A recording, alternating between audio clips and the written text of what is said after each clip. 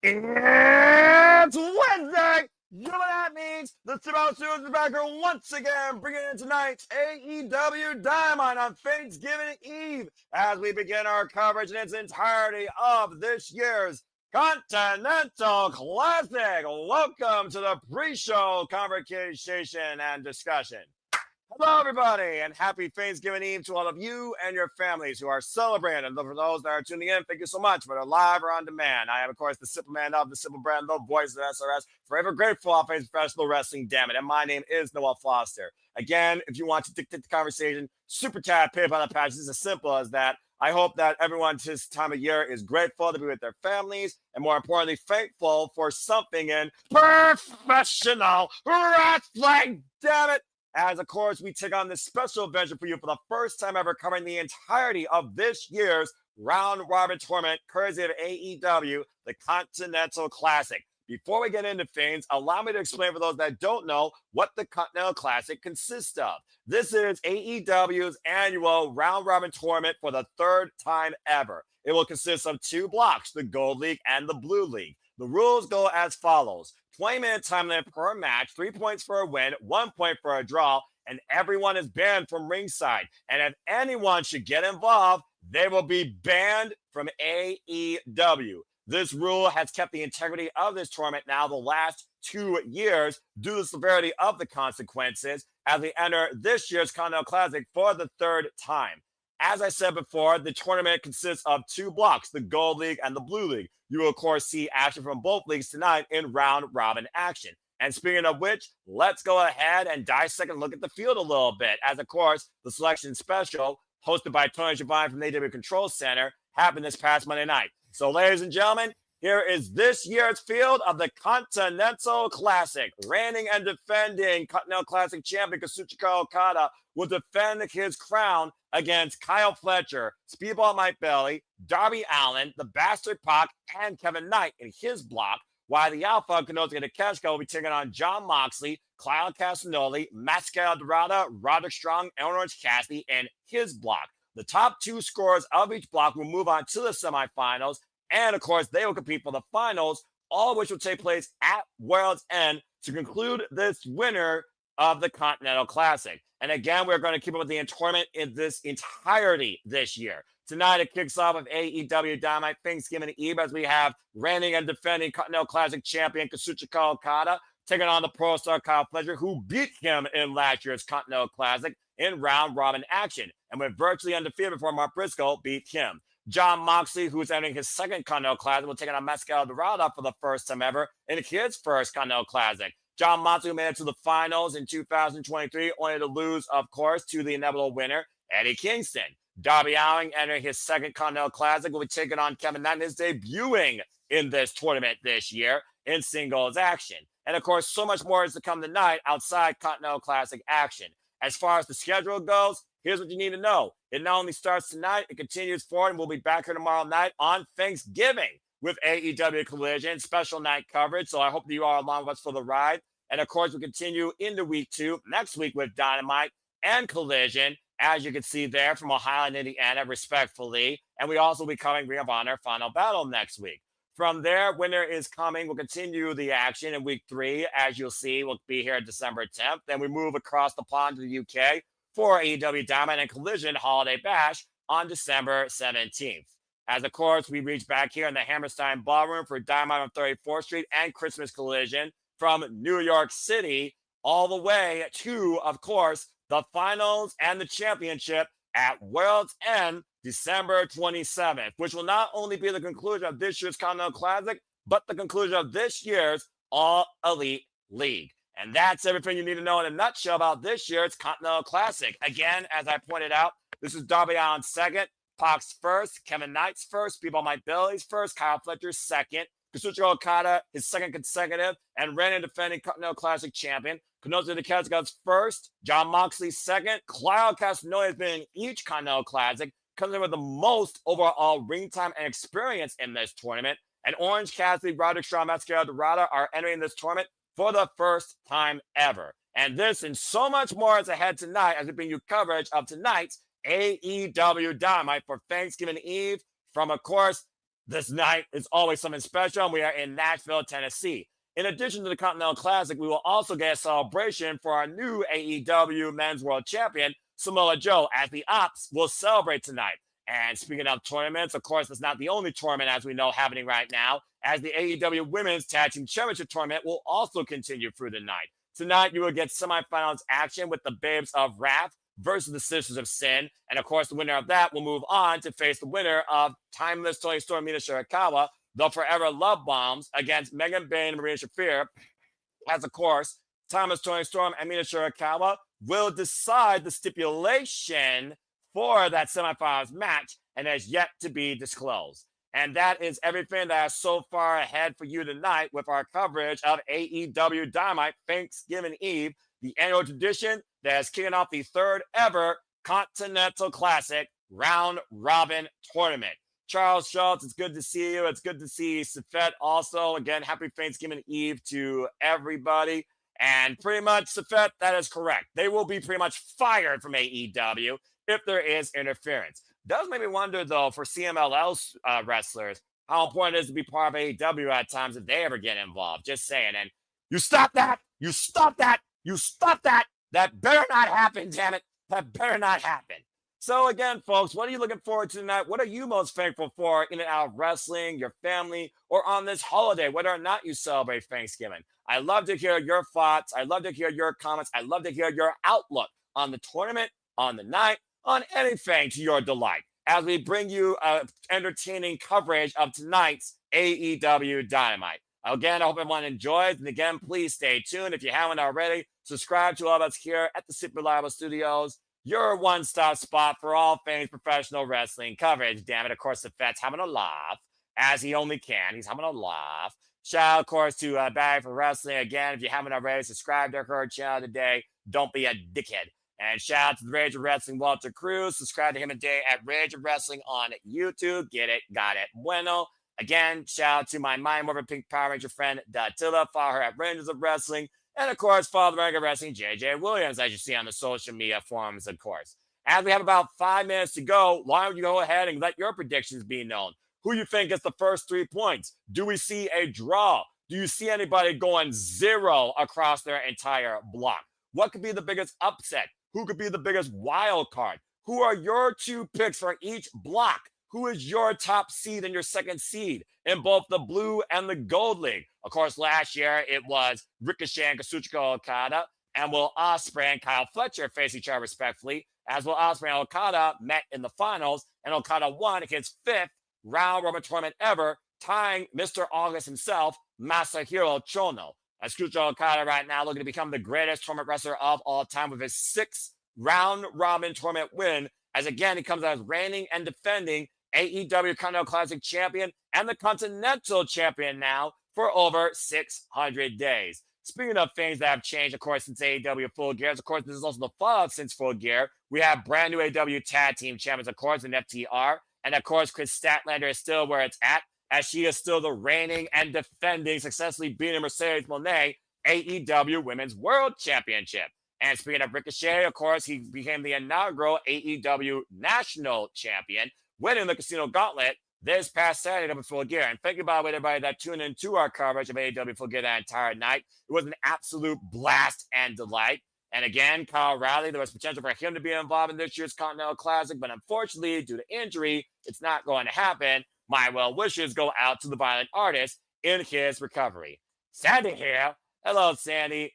From her childhood, all of you guys, as well as New York Raiders Carolina hockey game for TV, since I couldn't get the channel because I'm out of town. Well, that's perfectly fine. Again, I hope that you enjoy the reactions that we bring tonight. And also, thank you very much for your continued support and tuning in. And again, I hope everyone just has a great damn time here. As again, this is the Thanksgiving Eve tradition, AEW Dynamite, this time coming to us from Nashville, Tennessee. And it's sure to be a lot of fun, if I'm being perfectly honest here. I'm just saying. Just to give you guys a little bit more of an outlook, let's go ahead and talk about the matches real quick as we get ready for the start of the Continental Classic. Kyle Fletcher, again, low blow Kazuchika Okada last year and beat him during round-robin tournament action. Of course, going on in undefeated street until Mark Briscoe beat him. as Kyle Fletcher just lost the TNT Championship to Mark Briscoe at AEW Full Gear this past Saturday. Kyle has declared himself to be in the Continental Classic, questioning the friendships now of both Kazuchika Okada and Konosuke Takeshita. The Proto Star looking to win gold through this year's tournament and maybe off the Rainmaker. Beach. As Kazuchika Okada and Konosuke Takeshita right now is the fever dream match everyone's hoping for in this year's finals, as both look to prove who is the better wrestler and probably the better Japanese wrestler of all time. Again, I'm not sure which way it's going to go. This honestly could go to a draw. I would love for this to be the opener, if I'm being perfectly honest here.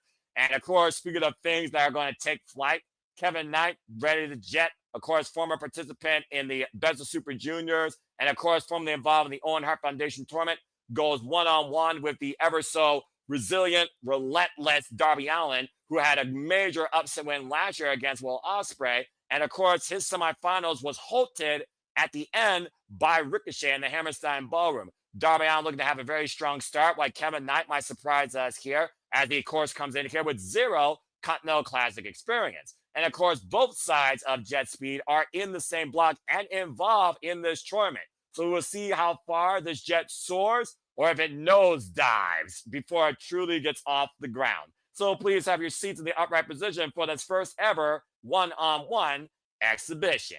And of course, going along with the Gold League and the Continental Classic action, we go from the Gold League to the Blue League, as the other match we'll see tonight will be Jon Moxley versus Mascara Dorada. With his confidence probably calling question not only for himself, but for his Death Riders, can Jon Moxley make waves like he did in the first Continental Classic all the way to the finals with nearly a perfect score of 14-0-1, taking on Mascara Dorada, who's been impressing everybody outside of CMLL, Ring of Honor, and AEW, the king of the ropes. As, of course, Jon Moxley will have to contend eventually with his emissary of destruction and violence, Claudio Castagnoli. And you gotta wonder if Jon Moxley or Claudio Castagnoli would not only define each other in the Continental Classic, but the Death Riders as we know them.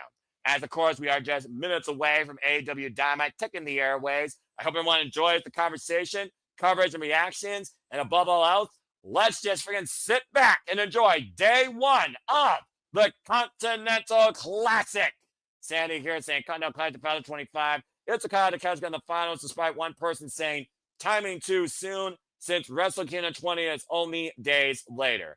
Again, Sandy, it does seem like that's what everybody is pushing for here, and you very well could be right. But I've seen upsets, I've seen spoilers, I've seen surprises, so I would not count anybody out here in upsetting or eliminating the Alpha Konosuke Takeshita or Kazuchika Okada. Remember, it's the top of the Blue League face the runner-up of the Gold League, and the top of the Gold League facing the runner-up of the Blue League. Those four men will be involved in the semifinals, while the finals will be determined by those two match winners, and all that will culminate at World's End.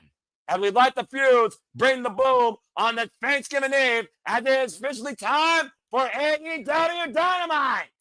Let's freaking go!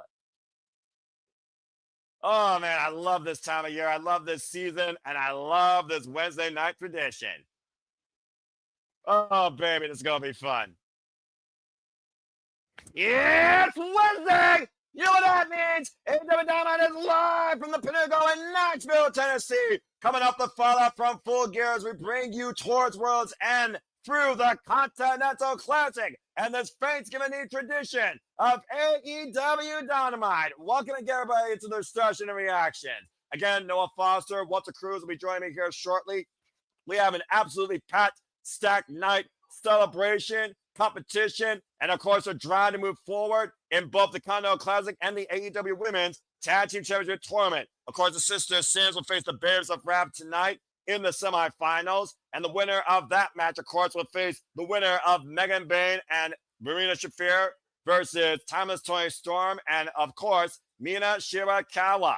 As the Continental Classic gives us three matches tonight, and they're running down the same card I just gave you. Kyle Fletcher versus Kazuchika Okada, Darby Allin versus Kevin Knight, Jon Moxley versus Mascara Dorada, and Orange Cassidy versus Claudio Castagnoli has also been added to tonight's event. So we have four matches to kick off this year's Continental Classic.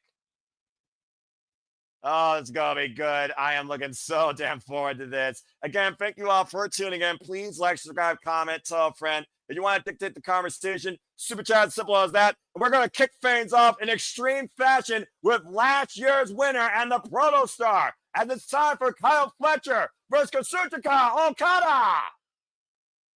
Justin Roberts, take it away.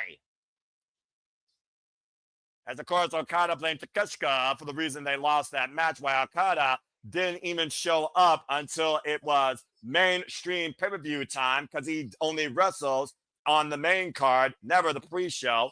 Of course, Okada and Takeshita have been at odds end for the better part of the last few months. And of course, Kazuchika Takeshita coming off a win in the G1 Climax, the new IWGP World Heavyweight Champion, who are defending that title against Yota Tsuji at Wrestle Kingdom 20 next year, January 4th. We're just moments away from our first match here in the Continental Classic to kick off AEW Dynamite Thanksgiving Eve. A lot came ahead at Full Gear, and we'll see the fall of that tonight as, of course, we move toward World's End. And again, folks, the rules are 20-minute time limit, 3 points for a win, 1 point for a draw. Everyone is banned from ringside. If anyone gets involved, they are banned from AEW. And right on time, because I'm not simply the most reliable man here in the Super Reliable Studios, Walter Cruz has arrived for the action, having kick off the Continental Classic. Walter, how are you? What's up, Noah? Not much, bro. Awesome. Eve, it's Wednesday night, and I am feeling absolutely all right. Just got done celebrating family and feasting and laughing and playing Jetbox as you, of course, prepare what you're needing to do. And we get ready for the Protostar Kyle Fletcher entering his second ever Continental Classic for the Blue League. And of course, Kyle Fletcher was last year's Blue League winner, the top scorer of his block. Damn right. And it elevated him to an entire new level. I mean, he's one of the best TNT champions that just, even though he just lost it, but now he's in full circle. Yeah, Kyle Fletcher, to your point, he's got to refocus, and he looks very focused tonight. To your point, TNT champion for over 110 days with 8 successful defenses, just lost that title this past Saturday to Mark Briscoe, and now looking to rebound to take this year's Continental Classic and the Continental Championship with it. As you saw, the Continental Championship belt presented, of course, at the announce table, with Excalibur, Antonio Schiavone, and Bryan Danielson. And that being said,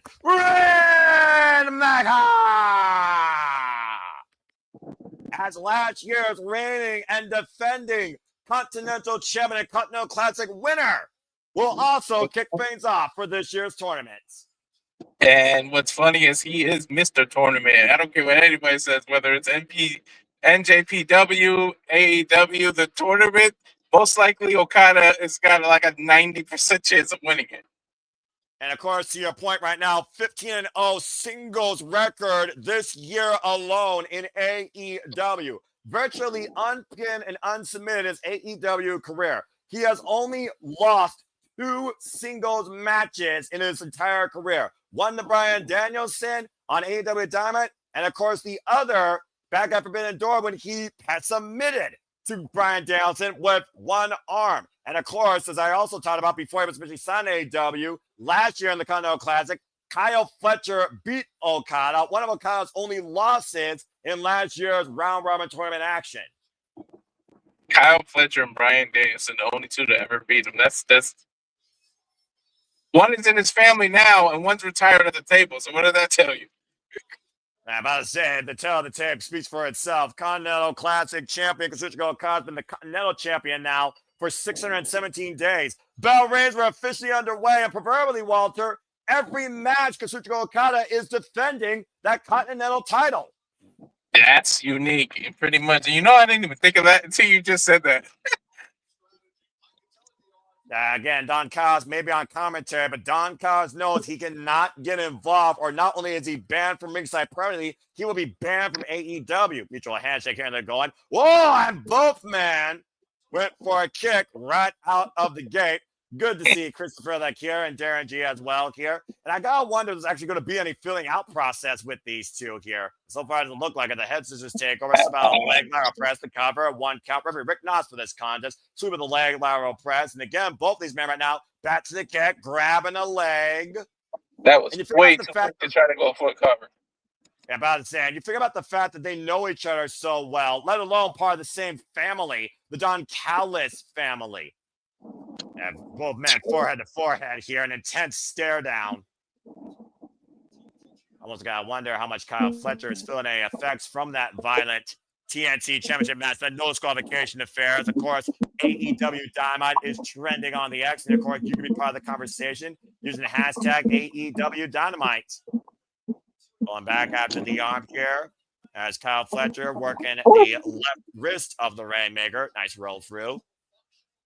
And right now, I almost wonder, though, is Kenosi Takeshita watching this match closely? Of course, we saw Kenosi Takeshita and Okada blame each other for the loss in that CMLL Trios Championship match. A side headlock. Yeah, everyone's saying, finally my favorite time of the year, AEW Continental Classic season. I agree with that post. Answer the same locker room. Did they discuss anything? Yeah, about to say, and how much is Don Callis trying to keep the peace within this family? That must be the most awkward locker room brawl, or the plane trip. Right? And again, right now, clean break here. Shades of what Okada usually does off of the ropes. And that is correct, Sandy. To your point, the only time he got pinned this year was a tag team match. He has not been pinned in singles action. And of course, Kenosi Takeshita winning this year's G1 Climax. The tournament that Kazuchika Okada's won 4 times over. Went on to become the new IWGP World Champion, being Zack Sabre Jr. at Care Pro Wrestling. Swinging a miss by both men here. Gets the midsection by Okada, the side headlock.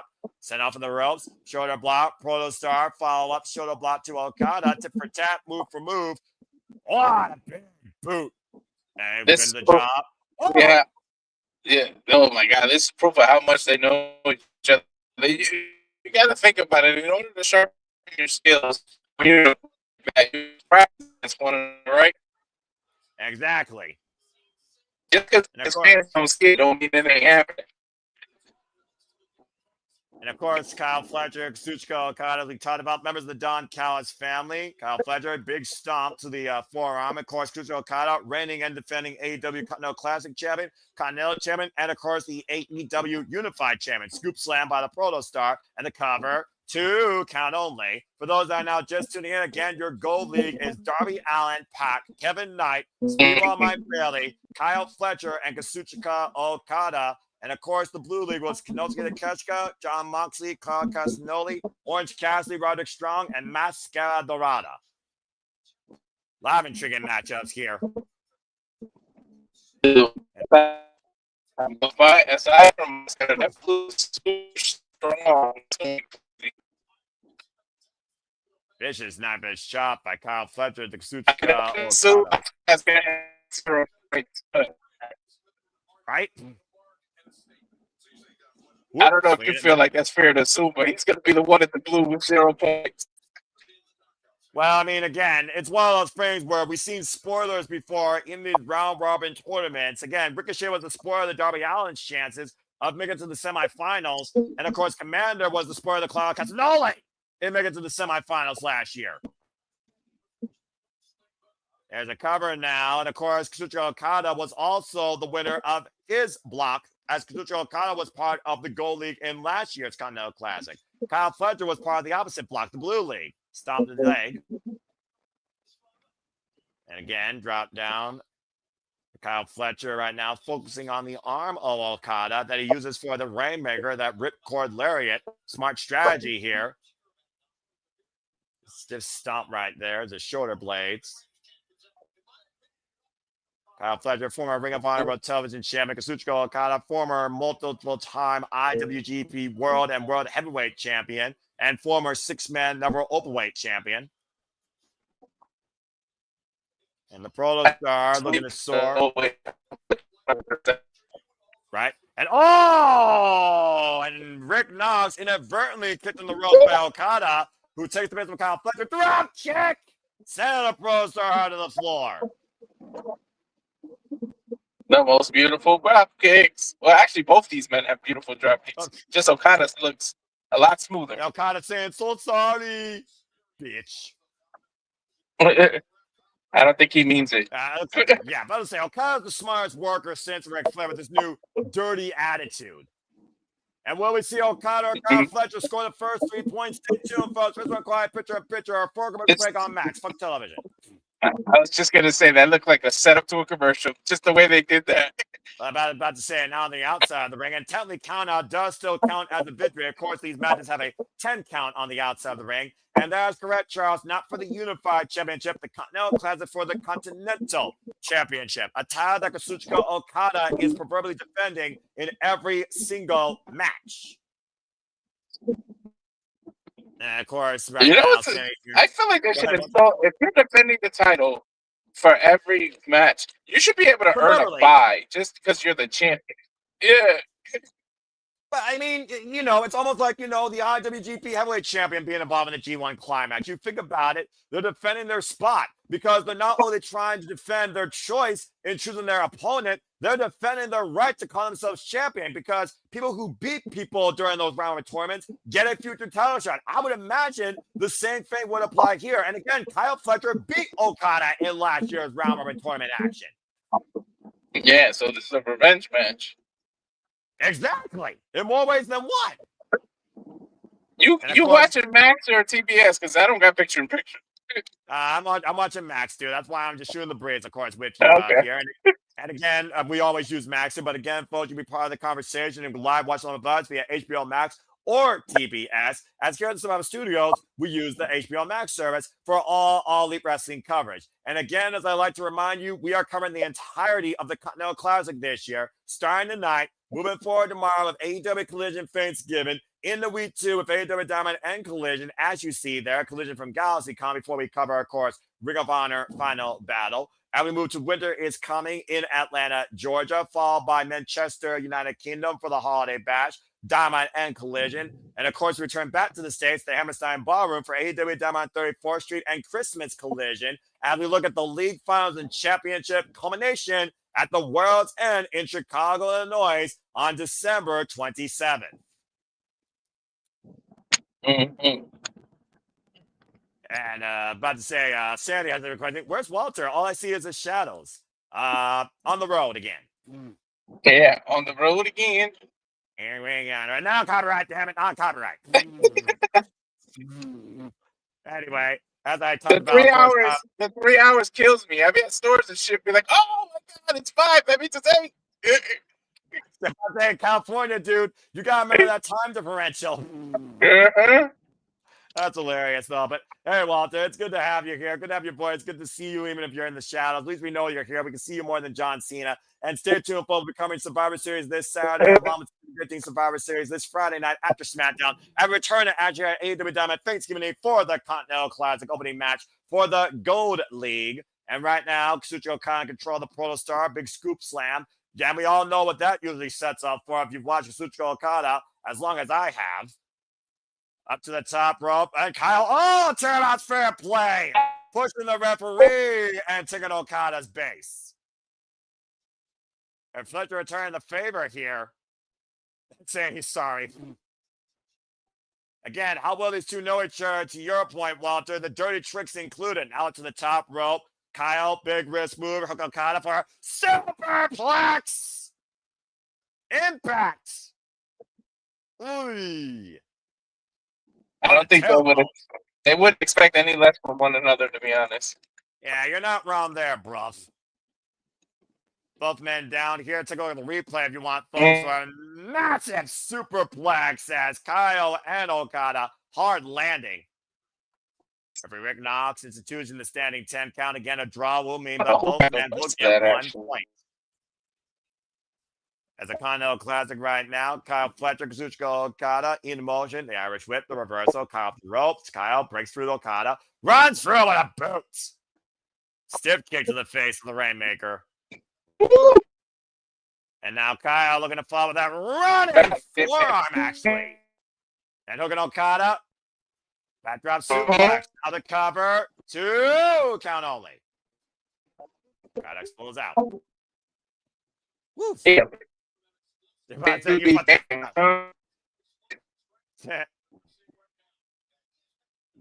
Oop, he went through a dead zone. Don't worry, folks. He'll be back. He'll be back.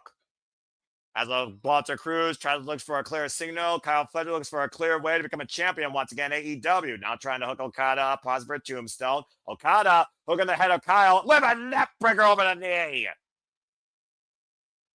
And of course, excuse me, not to McGinnis, Excalibur, and Tony Schiavone on commentary right now for the time being. Excuse me. Now Okada looking maybe for that top rope elbow drop. Of course, Shuchika Okada beat the inaugural Continental Classic champion, Eddie Kingston, who beat Jon Moxley back in 2023 and won his Continental Championship, Eddie Kingston, at the Coca-Cola Coliseum in March of 2023. It's a hell of a hot match here right now. And Okada dropped Kyle with a big forearm. And Okada drops the elbow for the heart of the Proto Star.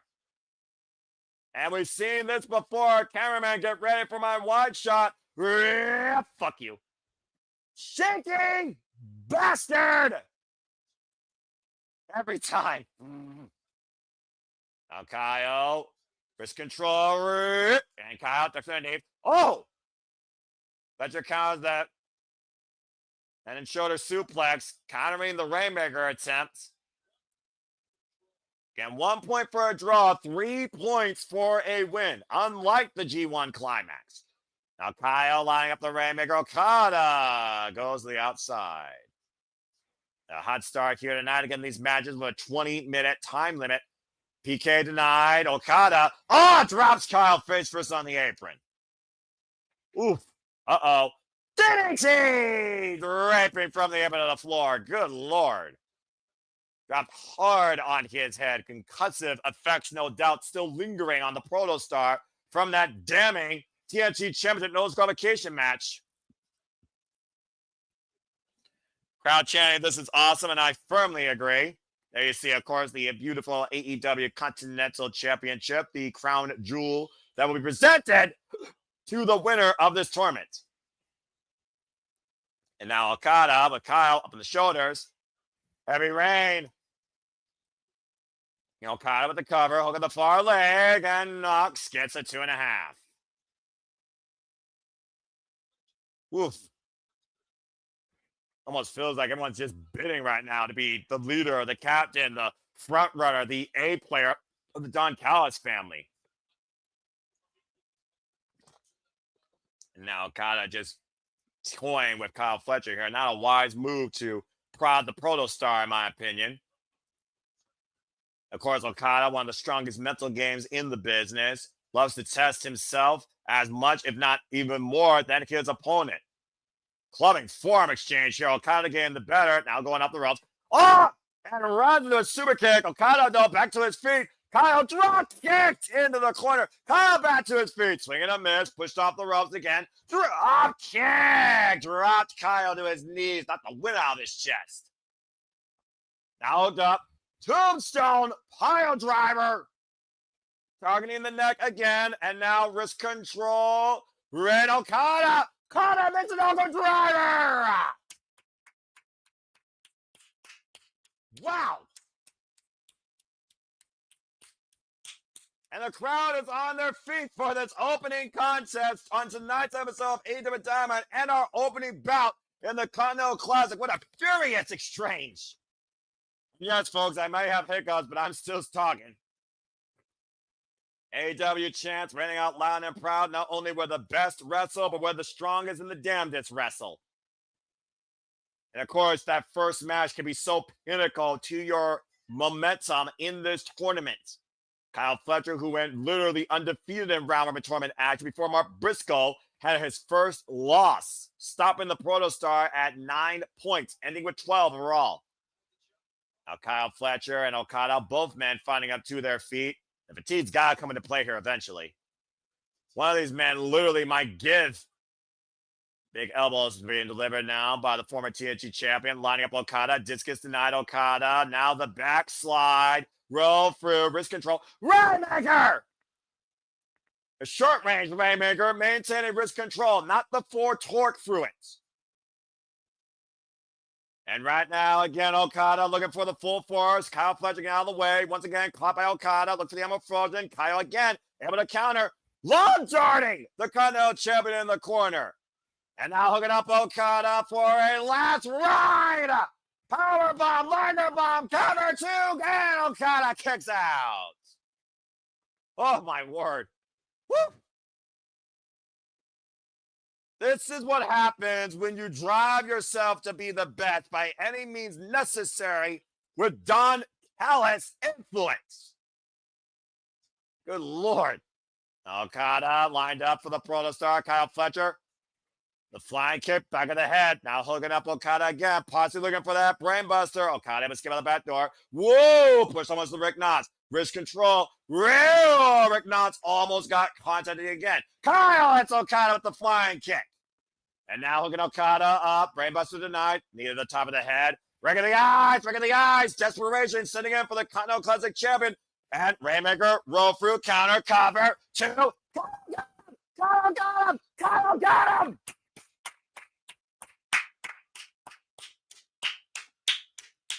Kyle Fletcher just pinned Kazuchika Okada again in the Continental Classic. Wow! 2 Continental Classics in a row. The Rainmaker falls to the Protostar, and Okada starts with 0, while Kyle Fletcher starts the league with 3 points. An incredible opening match. I can only imagine what's going through the Rainmaker's mind.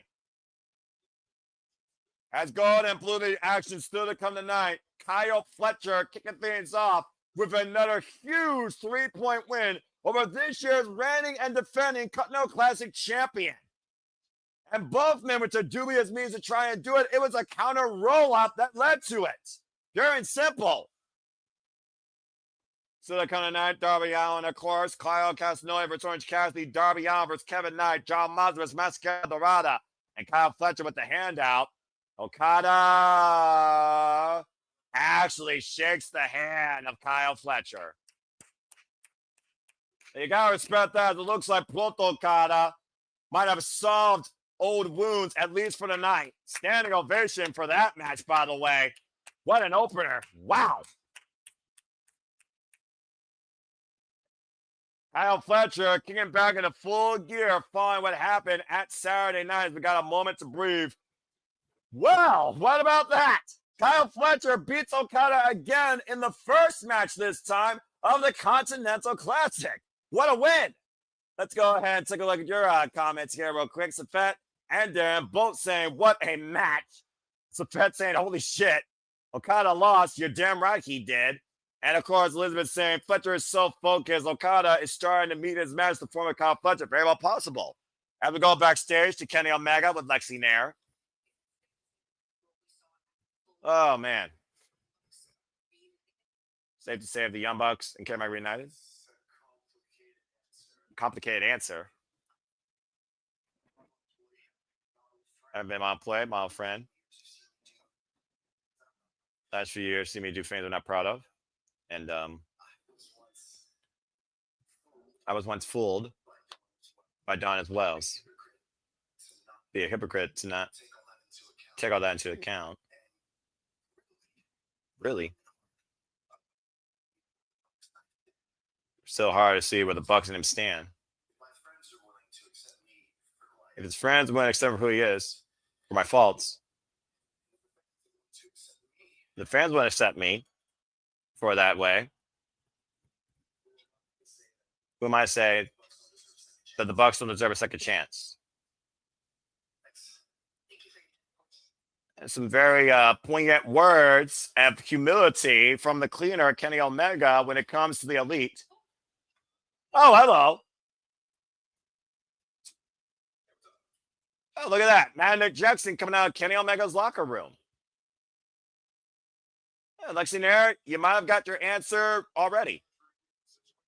Well, will there be peace when they are done? Is the Elite truly back? That's still to be determined. But coming up next, from the Continental Classic to the AEW Women's Tag Team Championship Tournament, we return from this commercial break. It will be the Babes of Wrath versus the Sisters of Sin. Will the 9-go Harley Cameron taking on Sky Blue and Julia Hart, where, of course, the winner of this match will wait to see who they will face in the finals when it comes to Megan Bayne and Marina Shafir, still to come later in this AEW Women's Tag Team Championship Tournament.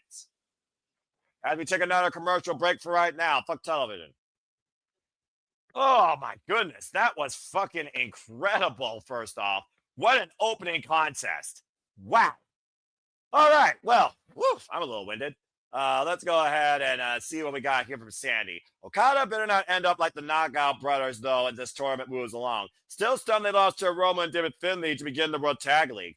I am too, actually, but it just goes to show, just because you're the champion doesn't mean you're not untouchable. I almost feel like being champion puts you at the most pressure because you have to prove a point. Everyone else has to gain. You have everything to lose. And Okada and Fletcher just proved that tonight. Kyle Fletcher beat Okada. That's huge. Period. Anyway, as we got a moment to breathe here right now, I just want to say again, thank you all that are tuning in. Please subscribe, comment, and tell a friend. I hope that you all are enjoying the coverage here. I've been doing this for all the biggest shows, pay-per-view specials, PLDs for WWE, NXT, AEW, TNA, ROH, independent promotions, including number 2, HOG, DCW, JCW, as well as New Japan, and so much more to come. Again, please stay tuned. Out of the night, we'll be back tomorrow night to cover Thanksgiving Collision as the Condo Classic continues. We'll be back here Friday night for Survivor Series, Simply Predicting. That's 10:30 p.m. Eastern Standard Time live, right here at the Cements brand. Me and a gaggle of fools, including Jeff Mudder from Egypt, who will be there live. And we'll be here this Saturday, bringing you our own countdown with live music from our friend Ariel of the Survivor Studios and the Jeff Meacham Network and Jeff Meacham, as well as our coverage of Survivor Series Saturday night before we shift once again into your weekly moderate conversation of wrestling madness known as the Saturday Shenanigans. So I hope you buckle in for a feast of content this week with us here at Survivor Studios regarding all things wrestling. And shout out to my AEW fan, of course, on the X and social medias. And again, it's a delight for me to be here with you all once again, preferably in this commentary seat, as I love to do this for all the fans that I can and all the friends here. And of course, the Knockout Brothers, by the way, 0-2, they've lost to the house, even though it's early. The less time about the House of Torches, the better off that we are, Sandy. I'm just saying. And despite the fact she's a fan of them, don't be a dickhead. Subscribe to Data Barrett for Wrestling. Follow our friend Shadowbat Ash on the X, Barrett for Wrestling. You can find her on YouTube. Expect more content to come from her regarding New Japan Pro Wrestling, pop culture, and so much more. Appreciate you, Ash, as always. All right. Well, again, as we get ready for what's ahead, we are going to continue forward with the AEW Women's Tag Team Championship Tournament. As again, as I said, the Babes of Wrath, Harley Cameron, and Will Nightingale will take on Julia Hart and Sky Blue. This is a semifinals match, as of course the Babes of Wrath beat Athena and Mercedes Moné, while the Sisters of Sin beat Jamie Hayter, I'm a hater, and of course Queen Aminata. The winner of this match will move on to the finals to crown the inaugural AEW Women's Tag Team Champions, while waiting the winner on the other side of the bracket of Toni Storm and Mina Shirakawa taking on Megan Bayne and Marina Shafir. As of course, this past Saturday, we saw these 4 teams in 4-way tag action where Toni and Mina got to win and pick the stipulation yet to be determined for their semifinals match against Megan Bayne and Marina Shafir. And speaking of Full Gear, of course, we saw the Proto Star rise to the occasion, being the Rainmaker tonight, but Mark Briscoe rise to achieve his destiny, becoming the brand new TNT champion. Let's hear from the TNT champ. Yeah, the words, you know. I lost. The most important thing to me. Talking about family, man. I lost my brother. I had myself, man. It's been a long road since then. Didn't know if I want to carry on. I didn't know if I want to do this anymore without him. But I had to make him proud. It's us. And it's failure after failure, after defeat, after defeat, after loss, The disappointment. A disappointment, man. But you know what they say? This time of season for everything. And when family's online, and my crew, my boys, my family, the conglomeration, yeah. That changes everything, man. Got my road family, got my home family. This for both of them. This for both of them. My nephew, my nieces, my mom, my dad, my wife and my kids, my sister, my in-laws, my in-law sisters. For Sussex County, Resi. Here for you, dog. We did it, baby. Damn right you did, boy. Mark Briscoe, be proud. Brand new TNT champion. Congratulations again to Mark Briscoe. And again, you all can follow our coverage of Full Gear in the archives of our studios. You can go check it out on HBO Max Live if you want to watch it yourself. As we get ready now for the AEW Women's Tag Team Championship Tournament semifinals to get underway. Oh, boy. Spooky Bitches versus Power and Unorthodoxness. Julia Hart and Sister Sin. Sky Blue have arrived. The Triangle of Madness. And of course, many people have already put Sky Blue and Julia Hart in the conversation as the inaugural AEW Women's Tag Team Champions, of course. And of course, if they want that chance, they have to advance through their opponents tonight in the Babes of Wrath with a victory over Will Nightingale and Harley Cameron, of course, from Blood and Guts. And of course, Julia Hart and Sky Blue have had their fair fallout with the former TBS champion, Willow Nightingale, in her run as champion.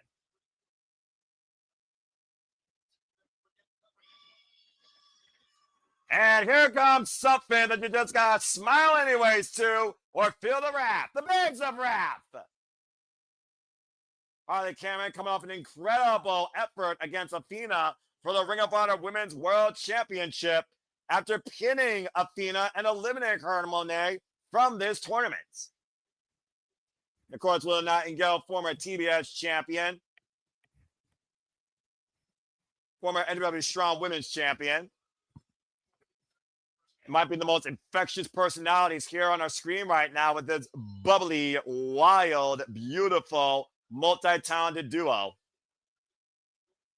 I almost feel like when you look at the bracket when it was first made, I feel like Harley Cameron, Willow Nightingale was the team people thought the least likely to even make it out of the opening round. The ultimate underdogs in this tournament. Referee Mike Posey for this contest. And the bell rings, we are underway. Julia Hart and Harley Cameron. Looks like they will kick things off here.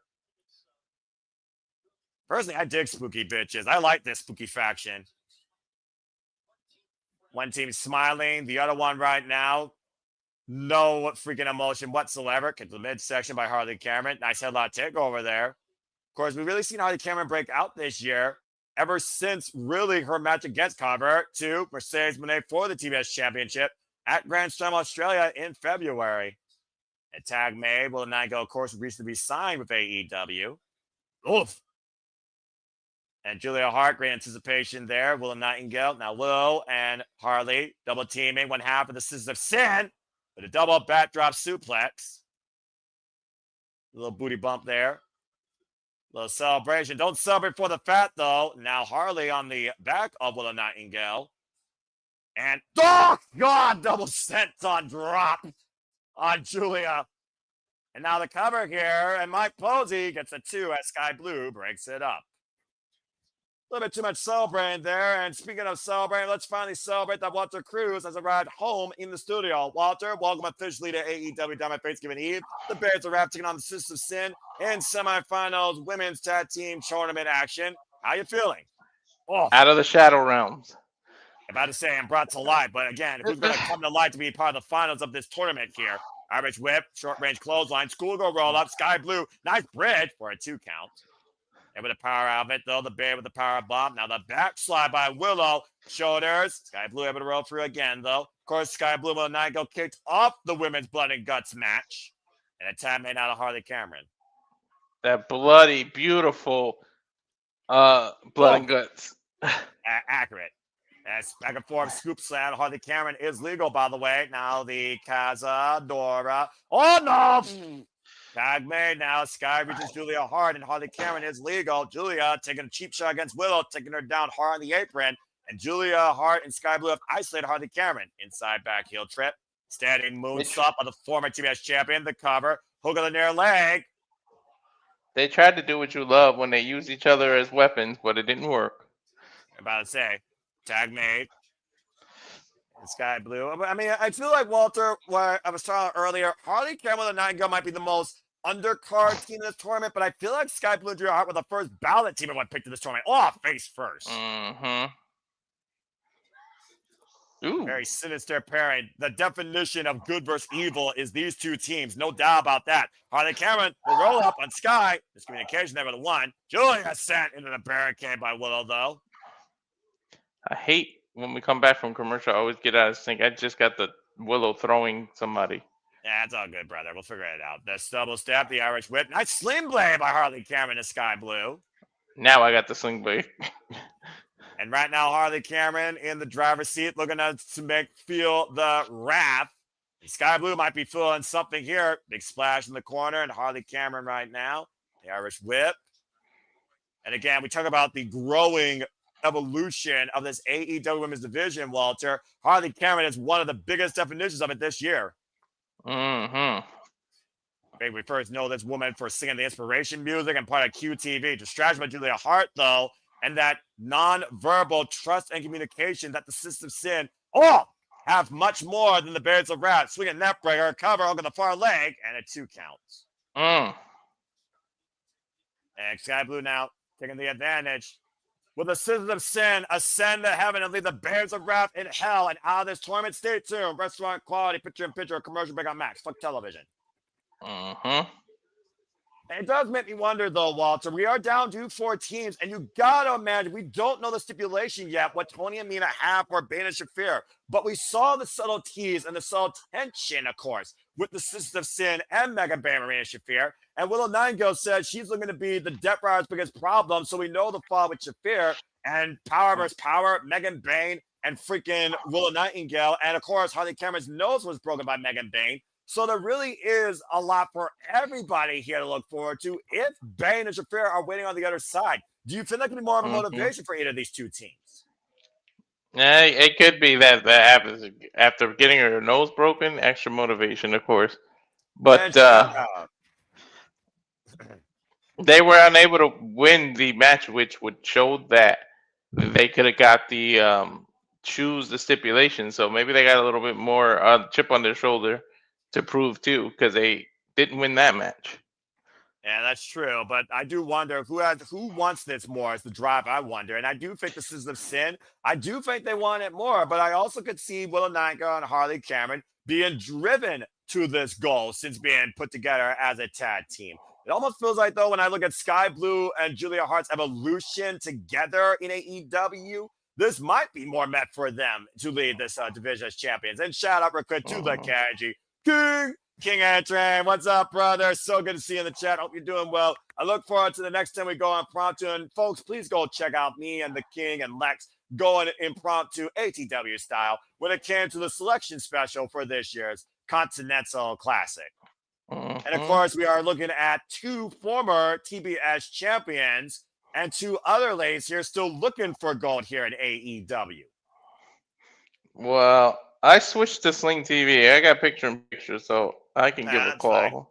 Yeah, but go for it, man. Let us know what's happening as we will be back soon for those on HBO Max. And I hope you all enjoy the coverage and relax with us here like a Bob Ross painting session. Just drive that brush into the canvas. And might try to drive someone's head in the canvas when we get back here. Oh, I would never do ASMR, but I'm just saying. Harley Clam is getting double teamed in the corner. Now they're popping out of the back. Harley Clam? Harley Cameron. We're back here at AEW Dynamite. I'm messing with you, dude. Thanksgiving Eve. Julia Hart and Harley Cameron up in the corner here. Julia Hart going old school on Harley Cameron right now. Walking across the ropes and dropping Harley Cameron down to her knees. Flying tag made. Blind lariat to the All back. right, now Sliding lariat. I'm back in full screen, and she just did the freaking old Oh, school. okay. Let me know when you get the cover, dude. We're all right here. And Sky Blue should be legal. Follow up with the PK. The cover and 2 count. Let me know when you get that cover, dude. I got the blind tag, a clothesline from behind, Yep. And Brian saying Sky Blue again. punt kick. Here's a cover. 1, 2, kick out. Yeah, Willow Nightingale, though, you notice there might be a sense of urgency, but she did not go to break it up, though. And I feel that does go to the trust that these two have for each other, despite how young their tag team is. Now Julia Hart looking for the tarantula here. And, running drop kick to Harley Cameron's midsection. That's one way to stop before the 5 count. Cover. 2 count only by referee Mike Posey. Willow Nightingale trying to encourage Harley Cameron to stay in this fight. Of course, we spoke about again, though, the definition of single experience versus tag team awareness. Waist lock applied here. Whoop, went for the high kick. The third knee. Harley Cameron hoisting up Sky Blue. Ow! Back up. It's not an impact here, but this is a critical chance for the Bears of Rev to bring the power forward. If Harley Cameron can make the tag to Willow Nightingale here, tag made on opposite sides. Let's revisit the TBS Championship feud, shall we? And of course, Willow Nightingale, former TBS champion for Mercedes, when they beat her for it at Double or Nothing 2023. Don't remind me of that shit. Whoa, plumbing shot. She still got the damn championship. Big boot. 2000, I'm about to say 2000 and, the tag made. 24. Yeah, about to say, yeah. Excuse me. The years sometimes just run together. And planted with a spine buster. She's not legal. Willow unaware that it's not legal. And Sky Blue immediately on the attack. Great. We're almost at the end of this year, so just look at that.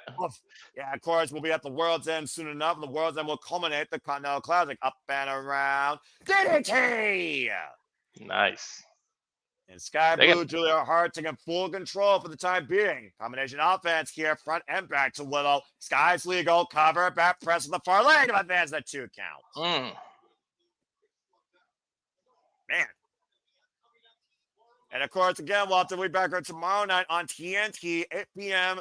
Eastern Standard Time for AEW Collision Fates, given the continuation of the Continental Classic. We will also see Thekla go one-on-one with Ty Mello in women's singles action. And double superplex by the Bear with the power to the Sisters of Sin. Willow Nightingale again, just so powerful.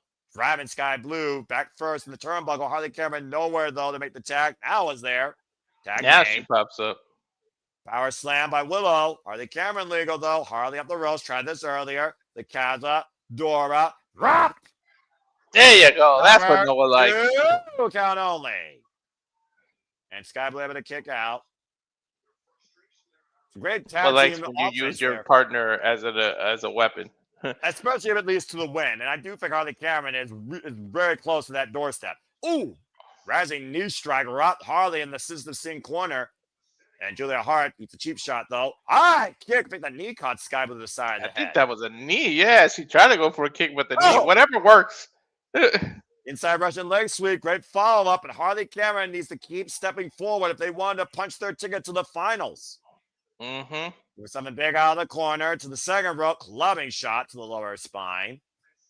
And right now, block Shiki Nando. South Dragon Wrestling JJ Williams. Good to see him in the chat. Always appreciate him.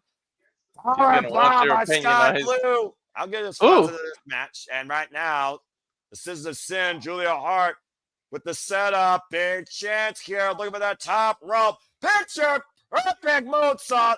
No, she missed it. She jumped too far, and she looked so good doing it. That was poor positioning by Sky Blue. Put Harley Cameron way too close inside. That might cost them here. They are still isolated, though, with Harley Cameron. And the double soup face first. Aerial thrust kick. Combination by the Sisters of Sin, bending Harley Cameron backwards. Ooh, did you see the way she landed? Ow. Yeah, no kidding. That could hurt her hamstring. That might be what the Sisters of Sin might be going for here, for all we know. Looking for a double team here. Possibly a magic killer. Harley Cameron fighting back. Eats another stereo super kick. Staggered on spaghetti legs. Irish whip. Blind tag made by Willow. And again, Harley Cameron does leave the banner. Meeting of the minds. Backstabber, clothesline. Hey! And again, through the Hearts League goes. We got the Babe with the power. Bomb! 2, the round advance to the finals. Oh man, that means that's definitely Megan Bain is gonna advance now. They're not gonna do a face versus face finals. You don't know that, dude. This is AEW. We don't go conventional here. If anything we've learned about these last 2 weeks about this company. But we just saw the Bears of Wrath are our first finalists. The Sins of Sin are eliminated. Bain And that means Willow Niagara and Harley Cameron will face Megan Bain, Ramina Shafir, or Timeless Tony Storm and Mina Shirakawa to determine the first ever AEW Women's Tag Team Champions. That's his prediction. I mean, I think we all feel that way. I'm about to say, of course, the Continental Classic still to continue. Clark Casanova versus Orange Cassidy. We got John Moss versus Mascara Dorada. But coming up next, the Ops celebrate with the new men's AEW World Champion Samoa Joe after this commercial break. Fuck television. I love Willow. I'm about to say, who doesn't love Willow? I'm very happy that Willow has this chance. But you do realize what this means, right? The Sisters of Sin are going to come back with their own wrath. And I don't think Harley Cameron and Willow Nightingale are going to like it. Well, I don't know. That's a bracket buster for people, but maybe an upset for some. The Sisters of Wrath are eliminated. They're gone. Now, acknowledging, of course, the chat. Shout out again to the Renegade Wrestling JJ Williams. I appreciate you, bruv. Again, folks, please follow the Renegade Wrestling JJ Williams. There you, of course, see the social medias there. ROWJJ Williams for festive holiday content and also a new series about how two sons can tell a story, if not the same story. Again, follow the Renegade JJ Williams as always. Casting Studio, it's Casting Studio, ROWJJ Williams on the X, and the Renegade JJ Williams on the Instagram. Appreciate you always, bro. Now, let's see what he's got to say. What up, guys? I got an early prediction for the C2 finals, and I want Noah's thoughts. I got Okada versus Takeshita for the finals. You and probably everybody else that saw this bracket, per se. The only way this doesn't happen is if one of those two men screw each other somehow at the semifinals of the Continental Classic. Because again, in round robin action, there cannot be nobody at ringside because they are banned. If they get involved, they are banned from AEW. It's got to be at this point almost like a no-brainer. But okay, how many people had the Sisters of Sin being the inaugural AEW Women's Tag Team Champions? I did originally. I'm not gonna lie. Originally, I did. How many people had Taj, as I talked about, the first ever women's tag team? If you've been an AEW fan as long as I have, with a chance to be the AEW Women's Tag Team Champions, they got eliminated. We're down to Bears of Wrath, Tony Amina, and Banner Shafir. One of those three teams is going to be the inaugural AEW Women's Tag Team Champions, and we still don't know what Tony Amina's stipulation is. Just saying. And I know what I want it to be. Stop it! Someone already said it. You stop it. You're a Guys, the fact you can put the hashtag up. Oh, you already did it. Damn it! Standing here with a hot take. It's going to be Tony Mina in the finals. Shafir choked Mina out a few weeks back, so Tony Mina get revenge and face Bears of Wrath in the finals. I'm backing off of Willow. That's all you. All right, both of you need to grow the frick up, all right, and calm the heck down. Dadgum. And Sandy said, I remember Julia misting both Sky and Willow at some time back, and it's wild that misting consumed Willow like it did Sky. Not everybody can be corrupted by evil, per se. I know I haven't yet, and I deal with these yahoos on a weekly basis. How I'm not corrupted is a freaking miracle by God. You get corrupted when I talk about me. You made puns the other day. I do corrupt you. That's not corruption. That's a simulation. As we go to Tony Schiavone in the ring. As of course, I wonder if there's so much change, including this. You know this is going to lead to a swerve, right? I mean, someone's going to invade this house. As of course, we have a new men's AEW World Champion, the Ops, Samoa Joe. Let's welcome in the new AEW Men's World Champion. I think Nick is right, though. He might give his tag title to Hook today. Well, he said it was going to happen. He didn't say when. I'm guessing it should happen tonight. We'll find out here. Speaking of that, did you send Nick the link? No. I thought that you did. I got it. And of course, Samoa Joe sporting both the AEW Men's World Championship and the AEW Trios Championships, escorted by Katsuya Shibata and Powerhouse Hobbs. Why does it feel just so right to see Samoa Joe in a suit holding a world title in 2025? Right? I was about to say, the most lethal combatant, arguably in this business, is once again the men's world champion of All Elite Wrestling. Lord help us. I honestly thought he might have been a one-time champion, but I'm kind of glad they did this. Listen, I'll talk about more of my statistical analysis next week of Papagino on Post Predictions Mortem. Stay tuned for more on that. Yeah, it looks like, again, Tony Schiavone, be careful. I would give them the mic and leave the fucking ring. If I was Well, Tony. again, Tony Schiavone, no respect for him as Joe takes the mic. Beat you to the punch, Walter. Look at that scar.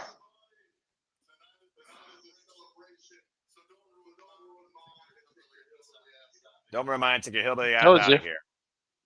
Told you. Poor Tony. Again, no respect for Tony Schiavone. Not a single bit of respect. Dude, look at the scar on Joe's forehead. I mean, again, dude, he got carved like a Thanksgiving turkey. What the hell? You know, you can see the staples on that.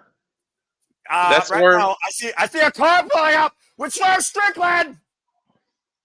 And a Chevy A staple Tahoe with a gun? staple gun. Oh no. You know, I should have expected this to happen from the most dangerous man in All Elite Wrestling. I didn't think it was this soon. Oh, he's not alone. I never thought I would see Heyman Adam Page and Swerve Strickland side by side with change. I don't even think words were needed. They're just gonna go. Oh boy. Yeah, before I was so really erupted, I'll let you take the transfer. Shabazz gonna go meet them backstage. I think that's a death wish. Mm-hmm. Tonight, we celebrate. Where's Hook? I don't know.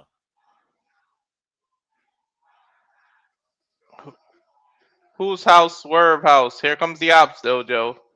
Those yahoos. Did the dojo grow? I don't know. That looked like more people than Swerve took out last week. I mean, after the one guy had his arm snapped in half, I mean, Joe needed to go back to more students. Mm-hmm. Unparalleled splendor. The hell does that mean? I have no idea, but you can see the stitches in Joe's head. When Joe speaks, you listen. Everything went to plan. The big Will House, amazing feats of strength. Yeah, Boy, ripped the damn chain off the door. Mm-hmm. On a Hangman muscle in the middle. buster. With the Hell damn yeah. championship. Out of the Damn corner. Biggie Dad Wrestle Dream. And I told you there was like no room to do the buckshot. I knew something would have had to happen. They had to wait till that door opened. Swerve and Heyman together, though, might be the most lethal duo in AEW history. I surprised you so you can better understand how we got here today. I think they're going to show a video package, Noah. I think they're going to show that the odds was never lacking and Hook was always part of the plan. I told you he was his mentor. I knew it was going to happen. I like saw it coming. Yeah, about to say. Opportunity came calling.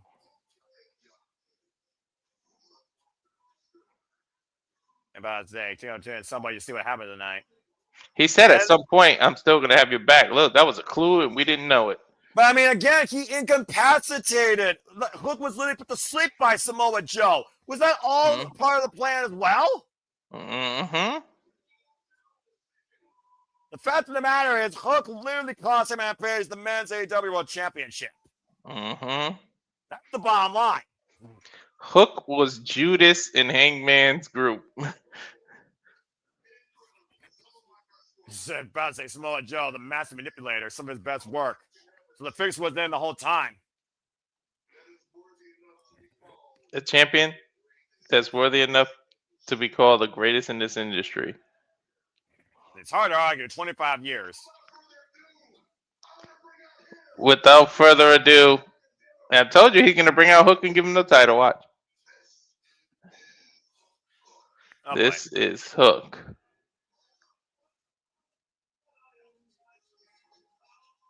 There he is. And there you see that Tantron showing Samoa Joe's dirty work that he has Ops Handler perform. What theme song is this? That's that new theme that he's been having. Hmm. Sound like some Frank Sinatra shit. It's literally that. Unfreaking believable. Unfreaking believable. Let's see if he gives him that tag title.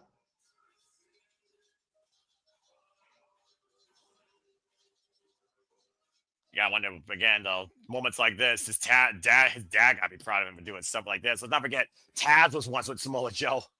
This is the present and the future hugging it out right now. Accurate. Now Hook has a mic. This is the rare thing. Yeah, you don't see him speak too often. Well, let's see how much he's learned from Samoa Joe when it comes to giving a promo. Don't forget the other two are still on the way. All these rednecks We are in Nashville, Tennessee, to be fair.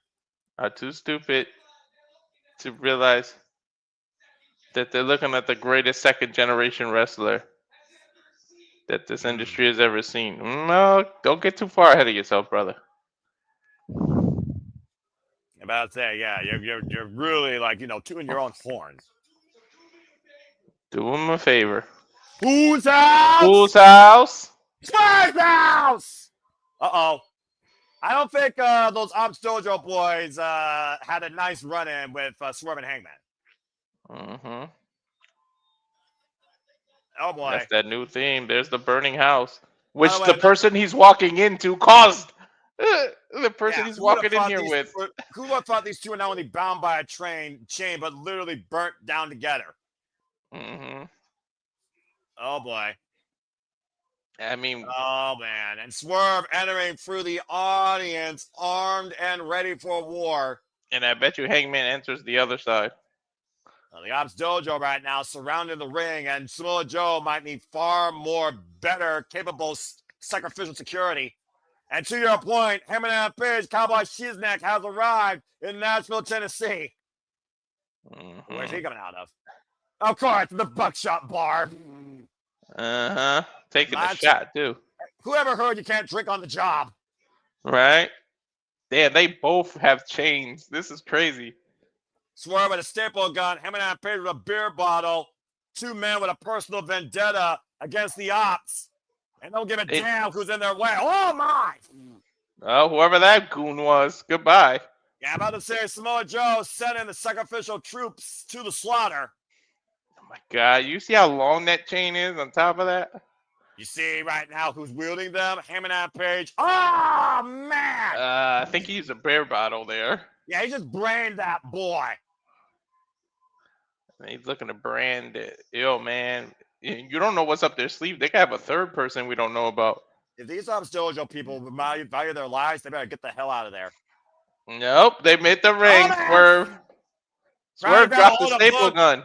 Yeah, trying to grab a hold of Hook at the Ops Dojo right now, saving Samoa Joe from a fucking assault. Let's be honest here, dude. This is an assault. These two are not going to stop until they get their hands on Samoa Joe and the Ops. He's stapling their heads. Necessary.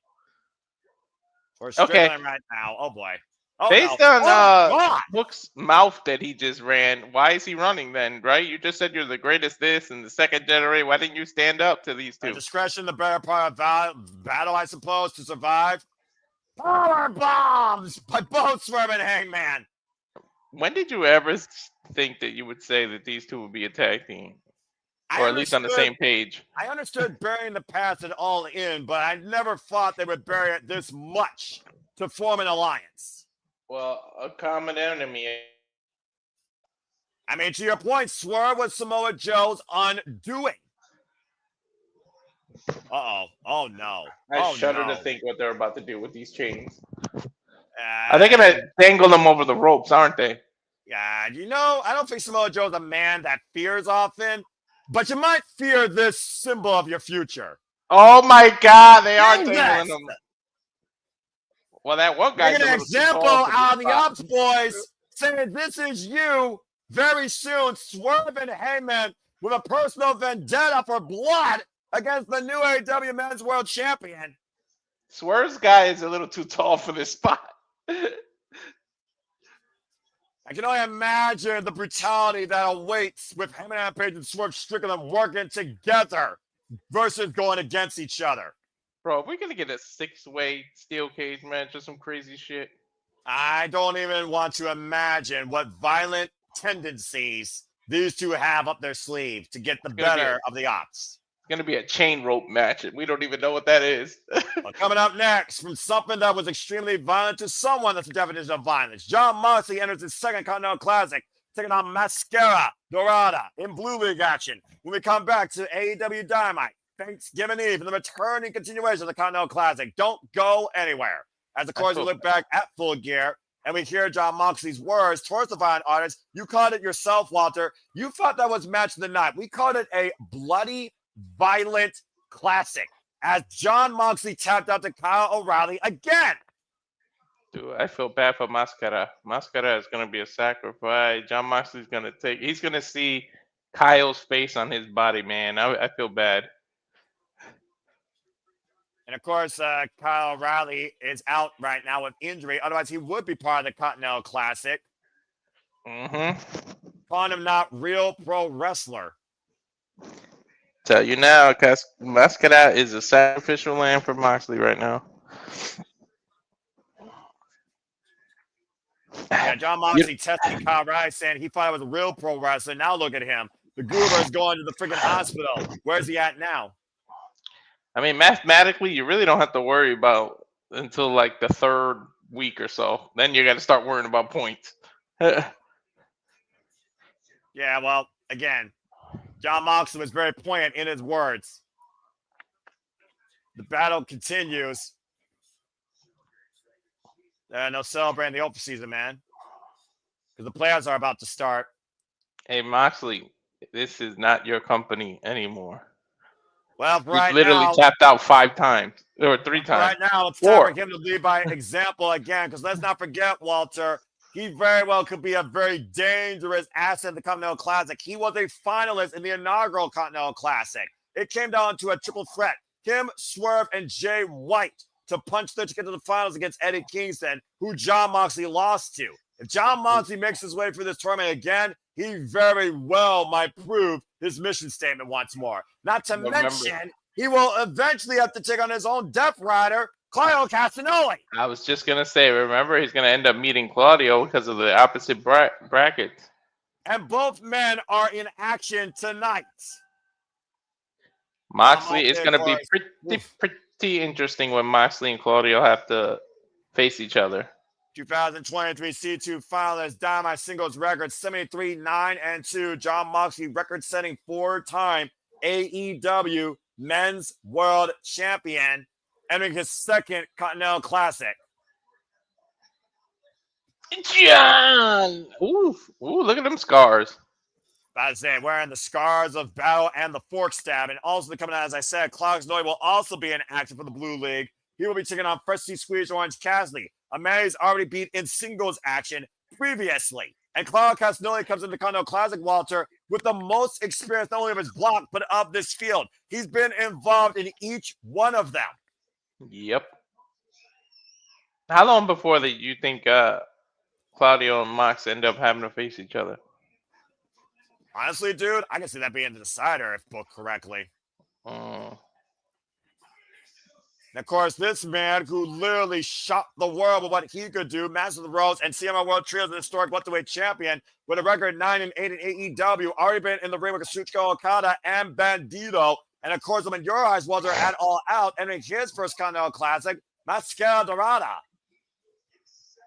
Exceptional performance at Full Gear last Saturday, defending the CMR World Trios Championships, of course, alongside Neon and Mystico, as they were able to get the better of the Don Callis family. That miscommunication there was critical after Okada hit Takeshita.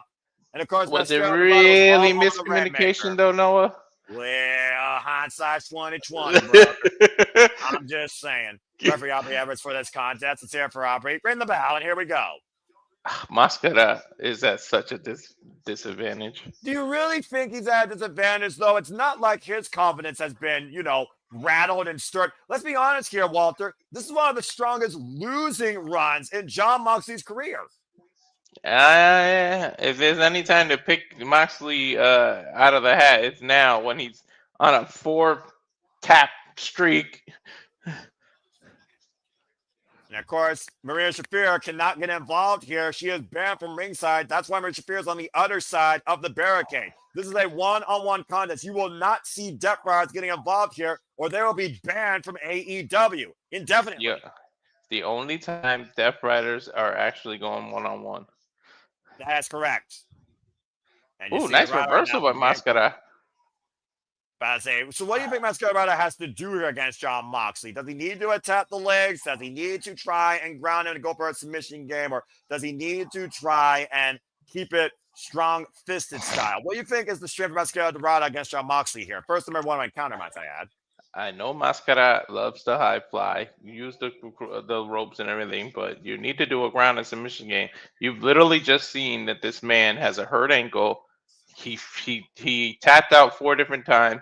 There's no way he's normal. Did you see the way he walked out last week? Well, it's not even been a week, but a few days ago. But he walked out. He could barely get out of the ring. So, like, attack the ankle. You already seen that he's susceptible to ankle locks and tapping. Interesting clash of styles here. To your point, of course, the Lucha Libre style and the unorthodox hybrid brawling technician style of Jon Moxley. Previous participant, of course, in the G1 Climax. And for those that don't know, again, the Blue League consists of Konosuke Takeshita, Freshly Squeezed Orange Cassidy, Jon Moxley, Mascara Dorada, Roderick Strong, and Claudio Castagnoli. The winner of this block and the runner-up will move on to the semifinals. Top seed of the Gold League will face the runner-up of the Blue League. Top seed of the Blue League will face the runner-up of the Gold League. The winner of those 2 matches will compete in the finals the same night at World's End to crown this year's Continental Classic champion. Handspring, backflip, it was out of the way, so we're going to miss by Jon Moxley. Mascara up and around. Take up a Tijeras as Jon Moxley sitting to the outside. You always help me with the Japanese, so let me help you with this. Say mas. Mas. Now say cara. Cara. Now say it together. Mascara! There you go. That's how his name is pronounced. Thank you, Walter, as I'm a Midwestern Ohio boy. Hey, you always help me with the Japanese, so I figured let me help you. Sandy's the one that's most proficient in that. Who? And again, that was a hard land against the barricade, though. Let's take a look at the replay here. Watch this, Walter. This tope suicida. Ooh. Driving Mascara Dorada's head. Who's proficient in the Japanese? Sandy, our friend Sandy, of course. Yeah, that's true. She helped us with the Pro Wrestling Noah show. And you think about round robin tournaments, M1 victory, 5-star Grand Prix, G1 Climax, and now we got the Continental Classic here. It's a battle of endurance at the end of the day. You can ill afford an injury or an upset early, if we're being perfectly honest here. That screws you up mentally and or physically. Let me tell you, every Continental Classic has had an upset or 2. Oh, yeah. And right now, Jon Moxley, what the hell? The Irish whip, the reversal. Oh, and Moxley sent to the floor. Uh-oh. He could have got injured. Oh, God. He could have got injured just on the landing. That ramp is like at least, 2 feet in the air? Something like that. He just got knocked out of midair. Take a look at the replay here. Went for broke and got his jaw jacked. What was he even going for, to be honest? I think he was looking for a diving Luthez as Jon Moxley shut him down out of midair. With the point of the elbow. You know how sharp the point of your elbow is, bro? Bone-on-bone impact. Of course, on Jon Moxley, no elbow pass. Now bringing him inside the ring. Here's the cover, the lateral press, and the form across the face, and the 2 count by Aubrey. Uno, dos. And, of course, Aubrey knows how to count in Spanish. Referee, of course, for the CMLL Grand Prix. That, of course, Persephone won, who will face Athena for the Ring of Honor Women's World Championship. Oh, my God. Final battle. That's going to be a match. And, of course, folks, we'll be covering Final Battle next week, Friday. Stay tuned. I want to see her take on Megan Bayne one-on-one. Guillotine applied here by Jon Moxley to Mascara. Now hoisting him up. Off! If those 2 go one-on-one, that's a whole lot of woman. I was about to say, that's more women than I think you can handle, bravo. Uh-huh. And the Continental Classic actually continues here. When we return, the restaurant quiet prepared for commercial break. Fuck television. Ooh, I got picture. Moxley's going he's grabbing his ankle. Mascara. Is he going for a sharpshooter? What are you doing? Nope. Oh, He literally kicked him in the sternum and is just holding it. Yeah, Sandy, I absolutely agree, because the less interference you have in these type of matches that are about the better competitor, the more important they mean, in my opinion. Half crab here by Moxley, but he hasn't stepped over yet. He's standing on the side. There's the step over. Now he's sitting on there. That's a full-fledged half crab now, Moxley. All that pressure on the lower spine of Mascara Dorada. Oh my God! But he's flexible. He's trying to get out of it. Moxley switching gears. How smart is that? Now he's cranking while he's laying down and literally has Mascara on his shoulder. One leg up, one leg cranked in between his legs. Ah, that hurts. Ah, my leg hurts now all of a sudden. Well, I mean, your leg's not supposed to bend, unorthodox ways. And I don't just mean that with a dragon screwed leg whip. So, Mascara able to get to the ropes here. Breaking out. Moxley just slow, methodical thinking. Oh, when his wheels turns, be careful. Right. Well, John Moxley is a thinking man's wrestler, despite the fact he might be a violent technician in his own right, despite the fact he can't beat the violent artist. Let's just put that in perspective. And by the way, this is the first ever one-on-one encounter. The last time that John Moxley and Mascara Dorada shared a ring was a trios match against CML Alvarez Blackpool Combat Club in February 2024. Mascara just got pushed off the rope by Moxley. He was holding Moxley's hand, went for that jump off the rope thing that he loves to do that turns it into a hurricane. And Moxley just went nope and pushed his ass off. Damn, give me a chance. Mascara Dorada, by the way, current world historic welterweight champion for 713 days and 2-time CML World Trios champion. Aubrey's starting to count, but Moxley won't even let her because he came out. Well, count out still counts if you win these. Again, if you win, you get 3 points. If you freaking lose, you got nothing. If it goes to the 20-minute draw, both men get 1. But for John Moxley, does he really want that? And does he actually benefit from that? I would say no. Aubrey's giving him leeway. He's pulling the stairs towards him. He literally threw Mascara into the barricade like a Russian leg sweep, but obviously the barricade's in the way. You can't do it fully. Now, front headlock. He's got Mascara on the steps. I think we came back because I'm full screen. Yeah, I'm back here too at AEW Dynamite. Mascara Dorada trapped inside the Death Rider's leg as John Moxley might be looking for a pile driver in the entranceway. Aubrey Everett's trying to bring both men inside the ring. Here you see the rules, by the way, folks, for the Continental Classic again, in case you're just now tuning in. As we're covering this round robin tournament in full. Now creating separation and off the steps. Oh, and a sidestep, driving John Moxley's shoulder first. And once again, Mascara looking to follow up off the top. Take over to Harris. Turn the Death Rider upside down. Nice Tijeras. Again, folks, no one get involved here. Oh, wow. That was almost like a cutter on the barricade. Yeah, his throat definitely hit the barricade, Moxley. If anyone gets involved here, they are banned from AEW. What if it's a CMML person? The top rope, it's a needle arm drag. Yeah, the frustration there by John Moxley, I would say, Walter. Using the ropes from momentum. Hell yeah. Woo-hoo! Tornado kick. Great combination offense given by Mascara Dorada. Now looking to follow up again. Sunset flip. Cover 2. No. It was a delayed Cobra as John Moxley able to kick out. That was a nice one. Capacity crowd on hand here in the Pinnacle in Nashville, Tennessee. I love these different venues, by the way, honestly. As a personality, as you don't see a lot. If you really want to interfere, just wear a mask. How the hell is Tony Khan going to know that was you? Let's be honest here. They're not that big of idiots making a cheap-ass luchador called Americano like the other place. There's too much integrity here. I'm talking about like those black ski masks, and cover your face. At the end of the day, these tournaments have been too integral since their inception because of the severity of the consequences. They're not going to pull no BS like that. Of course not. I'm just saying. I know. If there's a rule, rules are meant to be broken. Yeah, well, here in AEW, they actually care about rules a little bit more when it comes to certain things, including tournaments that should matter. And the Continental Classic matters here in AEW.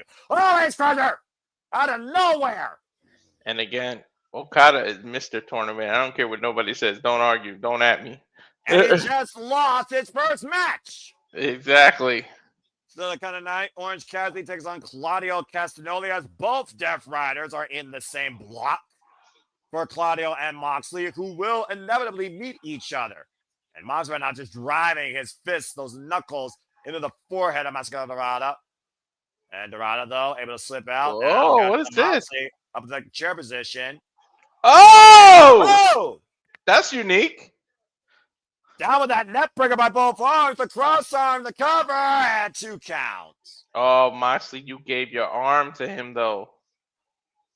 And again, might be looking to Katana, the cross arm breaker. Can he hyperextend that again? We saw the sense of urgency with Jon Moxley in this hold against Kyle O'Reilly. And he did, even though it was offensive, him using his elbow against Mascara would hurt your arm. And again, Jon Moxley doing the smart thing here, rolling through versus trying to stand up, trying to reverse the pressure and break the grip. Oh, these elbows. Oh, man. Dude, Mascara might be laid out. His arms went limp. Yeah, about to say, that might have been a knockout shot here. It followed knee to the side of the head. That running knee strike might have been literally the death blow for Jon Moxley to win here tonight for his first bout. Roll him over and freaking do the bulldog choke. Under death. Whoop. Counter. Mascara Dorada. Inside cradle. Inside cradle too. Oh. I mentioned it earlier. There's always a surprise or two or shockers. I mean, look, Okada lost his first match. Again, Jon Moxley, his second Continental Classic, he went undefeated virtually with only 1 draw as a blemish. Uh-oh. Now Mascara Dorada. What the hell is going this? for 450. 3 points inside the 450 connects. Counter. No. That was a nice 450. Dude, that was a beautiful 450. Was that Mascara Dorada's best shot, though? Maybe. He's got to dig deep now.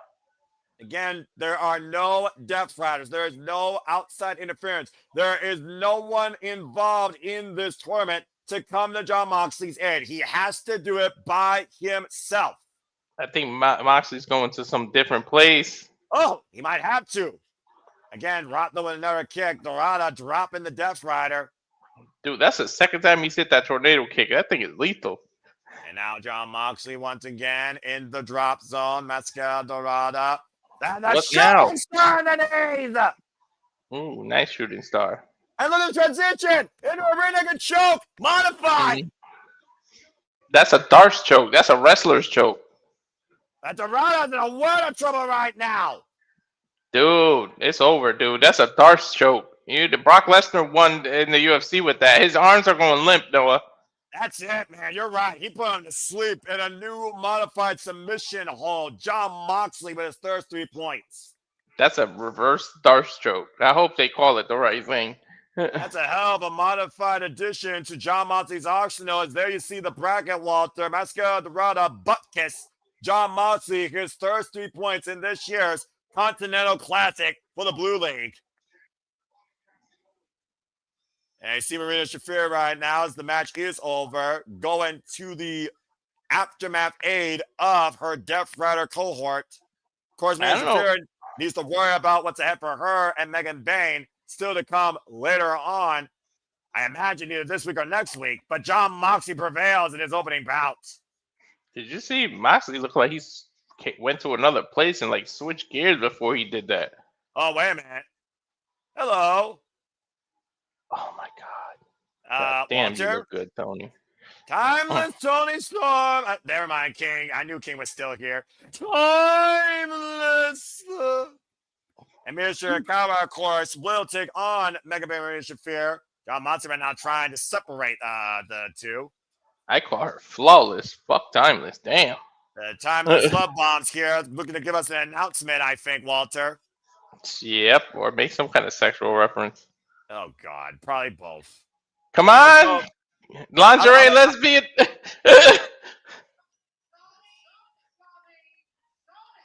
Johnny boy. Your eyes do not deceive you. It is Timeless Tony Storm. Is this the live and in living color? Is this the first time Timeless Tony Storm and Jon Moxley shared the ring? Yes. Judging by your actions. Toughest, most resilient. Wow. 50 person standing in this ring. Damn. That's fair. Damn.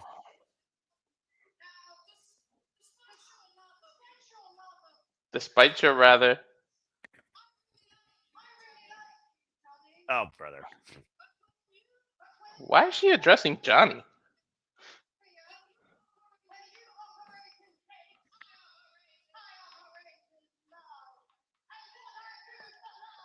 What I do for love Oh, my. is more than you can ever imagine, darling.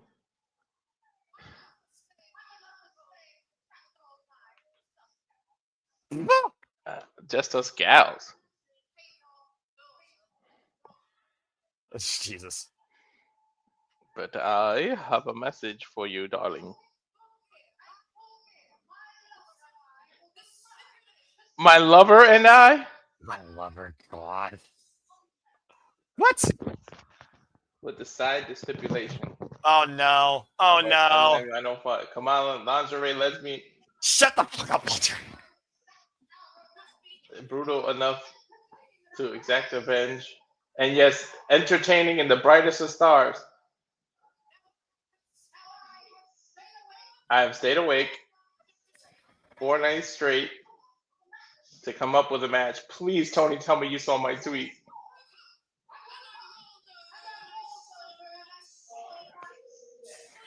She woke up in a sweat. I rolled over and saw my Hello, sweet Mina Shirakawa. Did she just imply that they slept together, by the way? I mean, I don't know. She said, I haven't gotten her anything for Christmas. Damn, hi, Mina. Yeah, hello, Mina. My gift to you? Oh, my. It's 2 slop tards on a silver platter. Next Wednesday, no countouts, no disqualification, and a hardcore holiday death match. What? Hardcore holiday death match? What the fuck are you thinking? Thomas Tori Storm and Mina Shirakawa versus Megan Band and freaking Maria Shafir in a Hollywood hardcore death match next week, Wednesday on Dynamite. Holiday, not Hollywood, but you know what that is? An early Christmas gift, I guess. I don't know who's naughty and nice, but I would think twice about this love affair. Well, jingle my balls. Walter! Walter, you fucking idiot! I'm gonna go back to the next. Yes! Concealer! Concealer attack that! Now this makes me happy. As we talk about Renee Paquette, who of course talked about how she is the second woman to pin Mercedes Moné.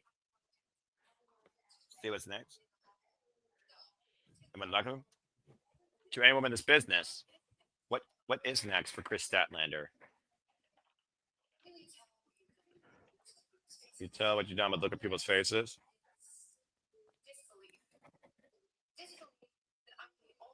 Disbelief to win both the TBS and the world titles.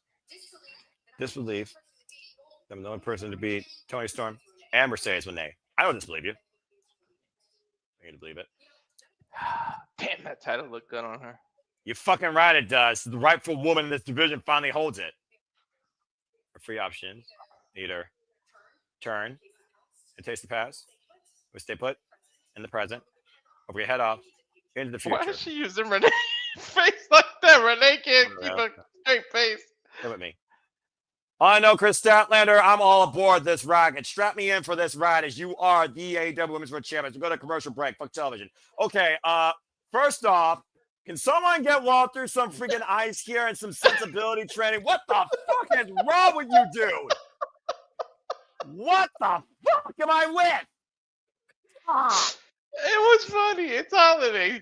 It's a holiday season and Walter's an idiot.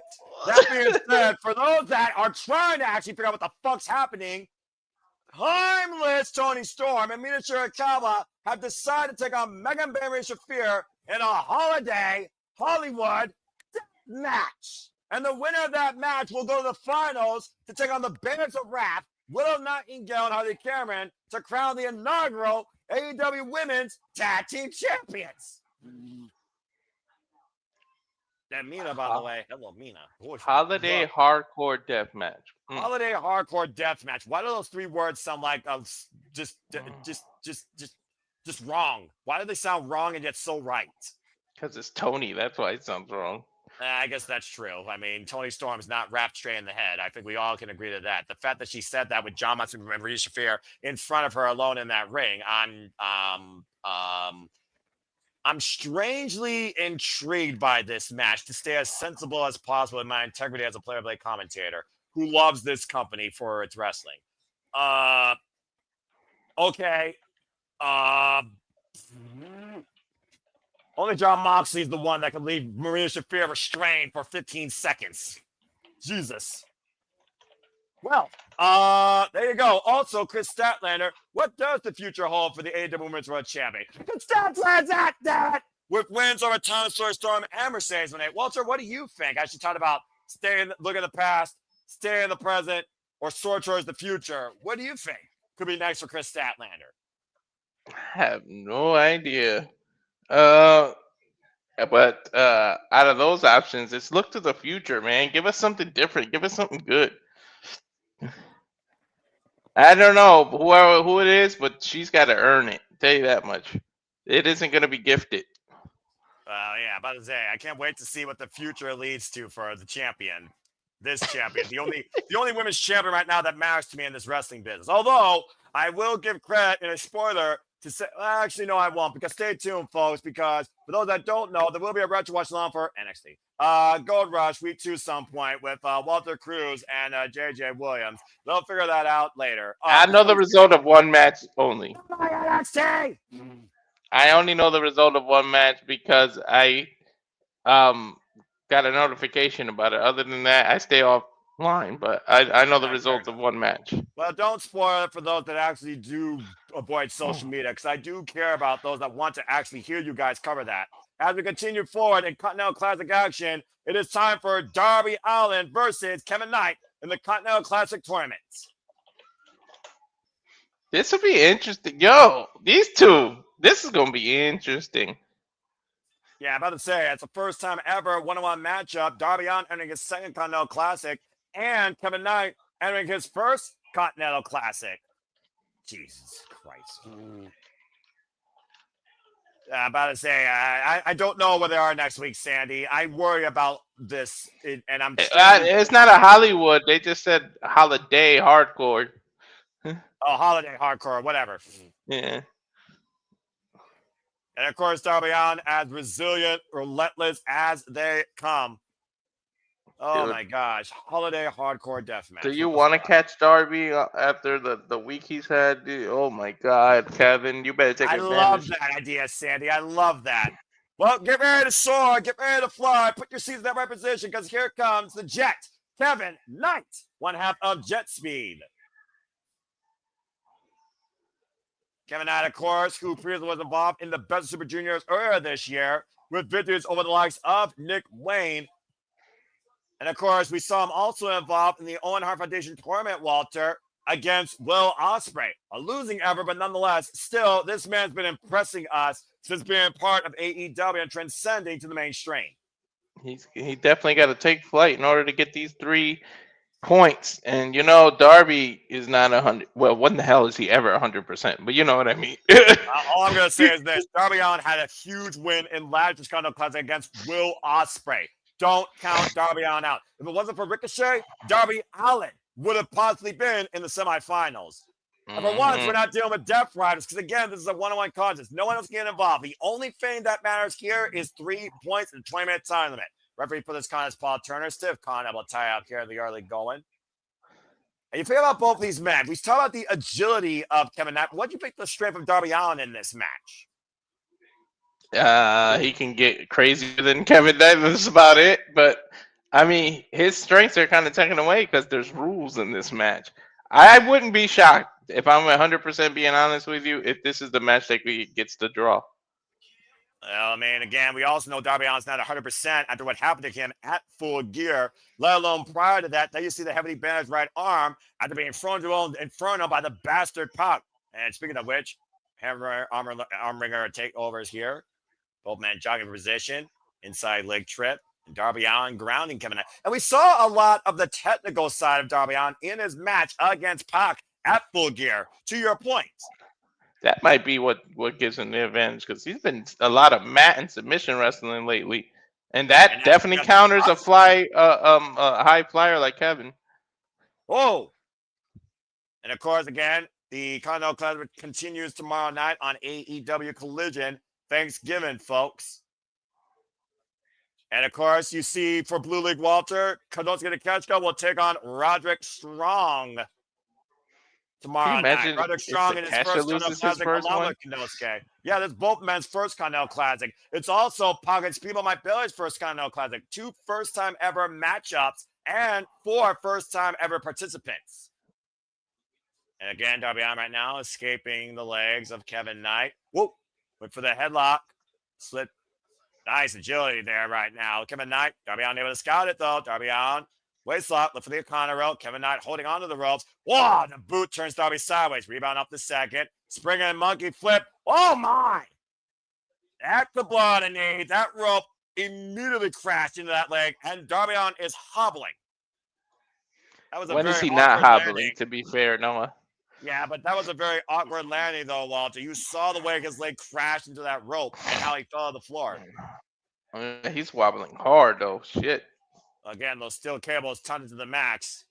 The Irish whip coming up, whoop, just avoiding the barricade. And Darby Allin driving silver cage. Kevin Knight, the moonsault! Beautiful. Dude, the speed, the high flying, and the intensity match with these two. So somebody's just going to have to pull something out of their hat. Something! And the proficiency for that matter. Kevin doing the smart thing. Take advantage, man. And right now, there's an advantage for you. Pushing him out of the floor. Oh my God, he was so late on that rotation. Yeah, that was a late tope con hilo.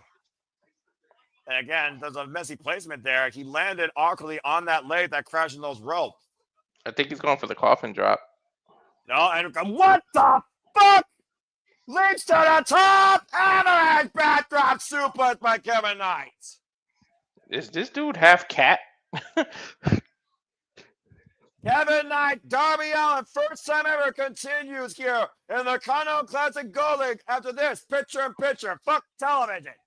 I got you. Well, they're both just laid out. Wow. They're both they haven't recovered. They're not even moving.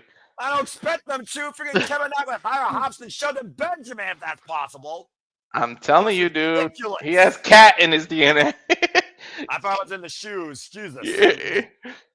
Darby just rolled on the apron, and Kevin's picking him up. Hip toss into the ring from the outside. Man, running off the rope. Nice shoulder tackle while Darby was sitting up. Goes for the cover. 1, 2. You better not end it during a freaking picture-in-picture. That's only happened once in the history of AEW. I'm just saying. Kevin Knight is holding on to his ribs. He can barely breathe. Stomp to the back of his head, Darby's head. Ooh, another stomp now to the chest. Starting to get methodical, Kevin is. Scoop slam. Oh, the impact. Oh, gosh. Oh, standing frog splash. What the hell? I'm about to say. Cover. I figured that was going to be it. Yeah, I know what you're talking about. That's like a mini UFO splash, the turning splash. Again, Kevin Knight also, to tell the tip for those that don't know, he has the height advantage over Darby Allin, by the way. Darby Allin, of course, is a 5'8", 172 pounds, former TNT champion, former AEW World Tag Team champion alongside Sting. Kevin Knight, of course, former IWGP Heavyweight Tag Team champion alongside Kushida. And as I said before, a participant in this year's Owen Hart Foundation tournament. Continue, Walter. A standing Kimura, and then he rolled, and now Darby's on the ground. Now he's got that Kimura locked on the arm that's heavily bandaged. It's a smart move. Darby able to get up and shoulder tackle Kevin into releasing it into the corner, but he is hurt. Kevin Knight, also trained by Buddy Rain and the LA Dojo, of course, comes in at 6 foot, 200 pounds. Up and over. Cradle pin. 1, 2. Kick out by Kevin. Yeah, sneaky pin by Darby. Yeah, Darby coming up in the match against CMLL. Yeah, Darby coming up with these elbows, but reverse whip into the corner, and damn, Darby hit the corner hard, chest first. Kevin threw him with all his might. That Why hurt. is Darby's body gotta get wrecked more than anybody else? I'm just saying. I don't know. Now Kevin trying to take advantage, grabs him by his arm, suplex. Nope, puts him on the corner. I'm for it, Safet. Continue, Walter. You're doing great. About to say the freaking resiliency of Darby Allin, ridiculous. Superplex. I think he's gonna go for a superplex. We should be coming back to commercial. This looks like this is the last commercial. Yep, full screen. And welcome back here to AEW Dynamite as the Continental Classic continues on this Thanksgiving Day from Nashville, Tennessee. The Pinnacle, Walter Cruz, Noah Foster, Kevin Knight flipping out of the corner with the moonsault. Whoa, man! What the fuck? It's the shoes, Walter! Drop kick! And drives Darby to the outside. I love the Attitude Era. I love the 90s. I love the wrestling I grew up with, but god damn, the athleticism that we get now is ridiculous. No joke. Like literally, this back in the day, you would get 2, 3, 4 max wrestlers that have this kind of athleticism. Now it's dime a dozen and they're loving it. Yeah, I'm about to say, people like Kevin Knight, I mean, you see this type of athleticism in the likes of Soruka, Devon Evans, Leon Slater, so many incredible. Well, I was like, oh man, it just got dropped back first on the entranceway. And now Darby Allin on the entranceway. What the hell is Darby looking for here? And flying off shotgun, John Woo, drop kick, driving the Knight in the barricade. Remember, Darby just landed on that bad elbow again because you have to try to, adjust for the fall when you're doing the drop kick. To bring it up to speed, by the way, we saw Kyle Fletcher, Pikachuchka Okada via pinfall roll-up. 3 points for the Pro Star, 0 for the Rainmaker. John Moxley with a new, as Walter put it, darts choke hold. In comparison to Mascara Dorado for his first 3 points. This is our third match. It's, of course, Kevin and Darby Allin. Last Supper! Oh, that's a for a while. Unique pin. I thought he was going for the Scorpion Deathlock at first. No, and of course, Darby Allin and Kevin Knight should the same block as Okada. Speed with my belly, Kyle Fletcher. And again, that's it. It was the 6-on-6. Dude, the fact that Okada lost leaves this wide open now. Exactly, Mr. Oh, it's obvious at this point. And he lost the same man he lost to last year. This time in the opener. Kevin Knight, again, leaps out of the corner. Went for the, man, that was a big, Scorpion Death drop. Was looking for a flying clothesline. Headmare takeover. And again, both of these men right now trying to keep up with each other, flying up the ropes. Watch out! Oh my God. Kevin Knight did a crazy flip. So did Darby. Inside out, upside down, both men turn all around, and both men down the middle of the ring. I told you, Noah, this might be the match that ends in a draw. I mean, it's very possible, dude. We've seen matches end in a draw here. And again, these matches do have a 20-minute time limit. And I think at least 10 has expired already. And again, we're going to be covering the entirety of the Continental Classic, folks. If you are along with us, stay tuned tomorrow night. We'll be back here for continued Continental Classic action with Thanksgiving Collision. As we just heard, it will be Cano's going to catch up, taking on Roderick Strong. Out of the way, those Darby Allin. Delay. DDT! On the ramp. I'm telling you. How much time do you think has passed? At least 10. It's got to be at least 10 at this point. And right now, he's dragging dead weight. Even if Kevin Knight is the stronger of the two, a lot's got to be taken out at this point. Kevin Knight is going to take a count out.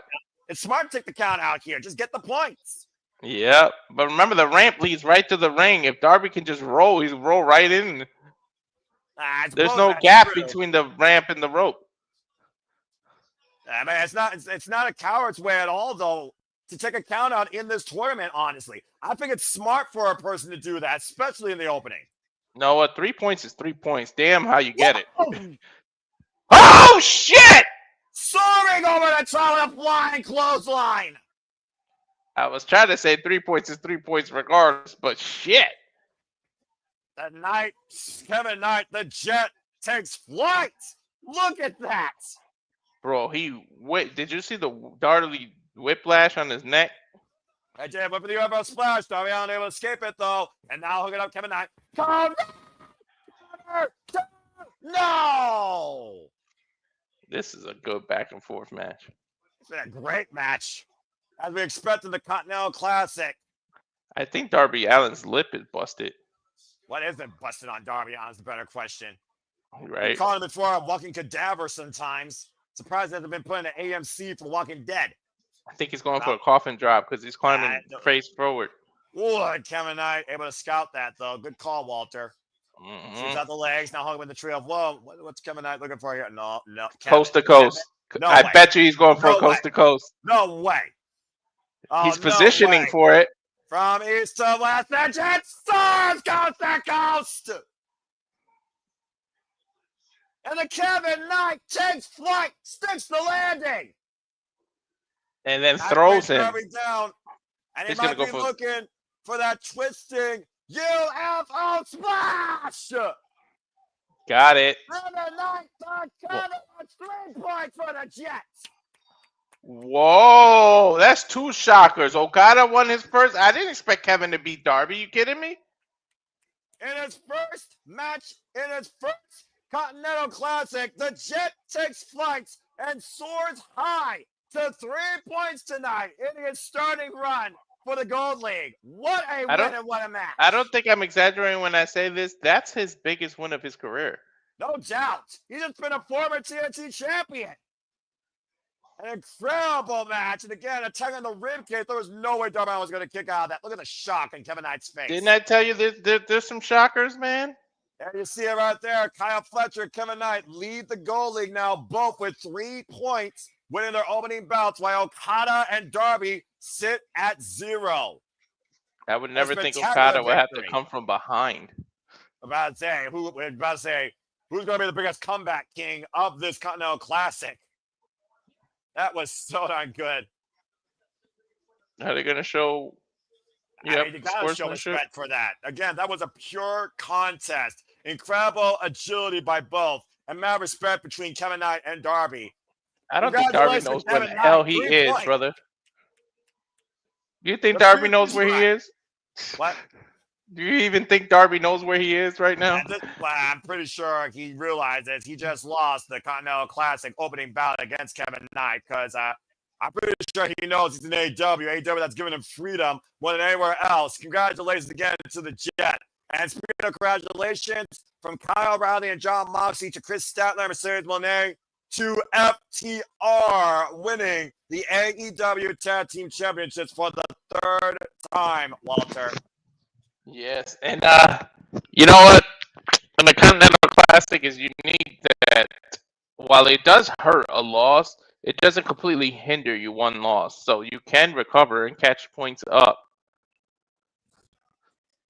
Back to your point, again, they got 4 more chances, and we also will hear from the new AEW Tag Team Champions, FTR tomorrow night on Thanksgiving Collision. Again, folks, we'll be back here tomorrow night covering Thanksgiving Collision. The Continental Classic continues, and then we'll see you in week 2 for Dynamite and Collision again for the Continental Classic. We are covering the entire tournament. But for now, we're going to take a commercial break. As coming up next, it's Orange Cassidy versus Claudio Castagnoli. Our main event on AEW Dynamite fans community to this commercial break. Fuck television. Still though, look. Wow, Kevin Knight. That was hell impressive. How far is Columbus from you? Probably like, I don't know, 6 hours, if that. Again, I don't have the money. I'm not going, so I'll be covering everything with you, including Final Battle. Priorities over passions, as I always talk about here. Oh my gosh. If I see one more Zootopia 2 commercial, Jesus. I mean, you know what? It's Daft Punk music, so I'll take it. Daft Punk for life. British Quo. I feel like we're fine, honestly, right now, Sandy. So it might be your feed. You might check your internet because I'm hearing him fine. He's hearing me fine. I think it was when I said something, I pulled the mic closer, so it made some noise. Oh, yeah, that's right. That moment. Yeah. I'm about to say, you lost your shit when the Jet soared over the top of that clothesline. Yeah. 9-3, Darby 0. Sylvester, he's still laughing. Just to be clear, yeah, and by the way, I almost forgot. You're right, Sandy. But on my part, it's a hardcore holiday hardcore death match next week with Mina Shirakawa and Thomas Toy Storm versus Mega Baby Shafir. The winners will go on to challenge the Bears of Wrath in the finals to crown the inaugural AEW Women's Tag Team Champions. At the Sisters of Sin were eliminated.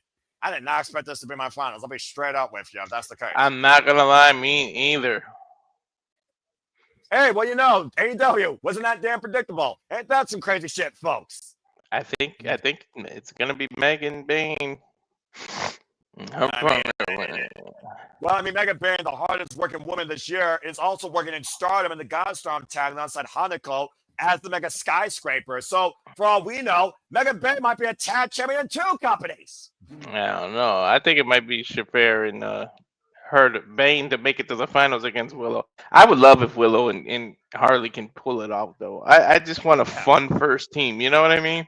Yeah, I can get that. You know, the fun team being the inaugural champions. I can respect that. Yeah. Anyway, Walter, why don't we go ahead and remind people again why we are doing this and why we are covering. And, of course, the schedule to come is, again, the round robin tournament, the Continental Classic, will culminate at World's End. We will be covering, of course, December man, that was a fucking awesome match. I'm sorry. I was just getting my win back. 27th, of course. And, of course, we're going to be going to Manchester. We got Indiana. We got Ohio. We got, of course, winter is coming in Atlanta, Georgia for week 3. Again, next week, there's week 2. And then, of course, we have week 4 as week 5 will, of course, lead to Dynamite 34th Street Crystal Collision before we head to World's End for the culmination of the Continental Classic. Is that Eddie Kingston?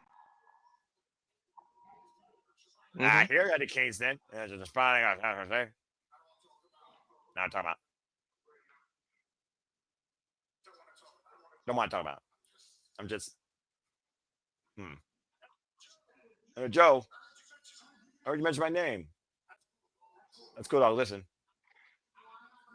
I'm now live for Tower Shop. But you know what? Maybe get a shout out. Wait, check out your homeboy Shibata and I come up for you. And if gonna beat the crap out of Shibata. Chicken.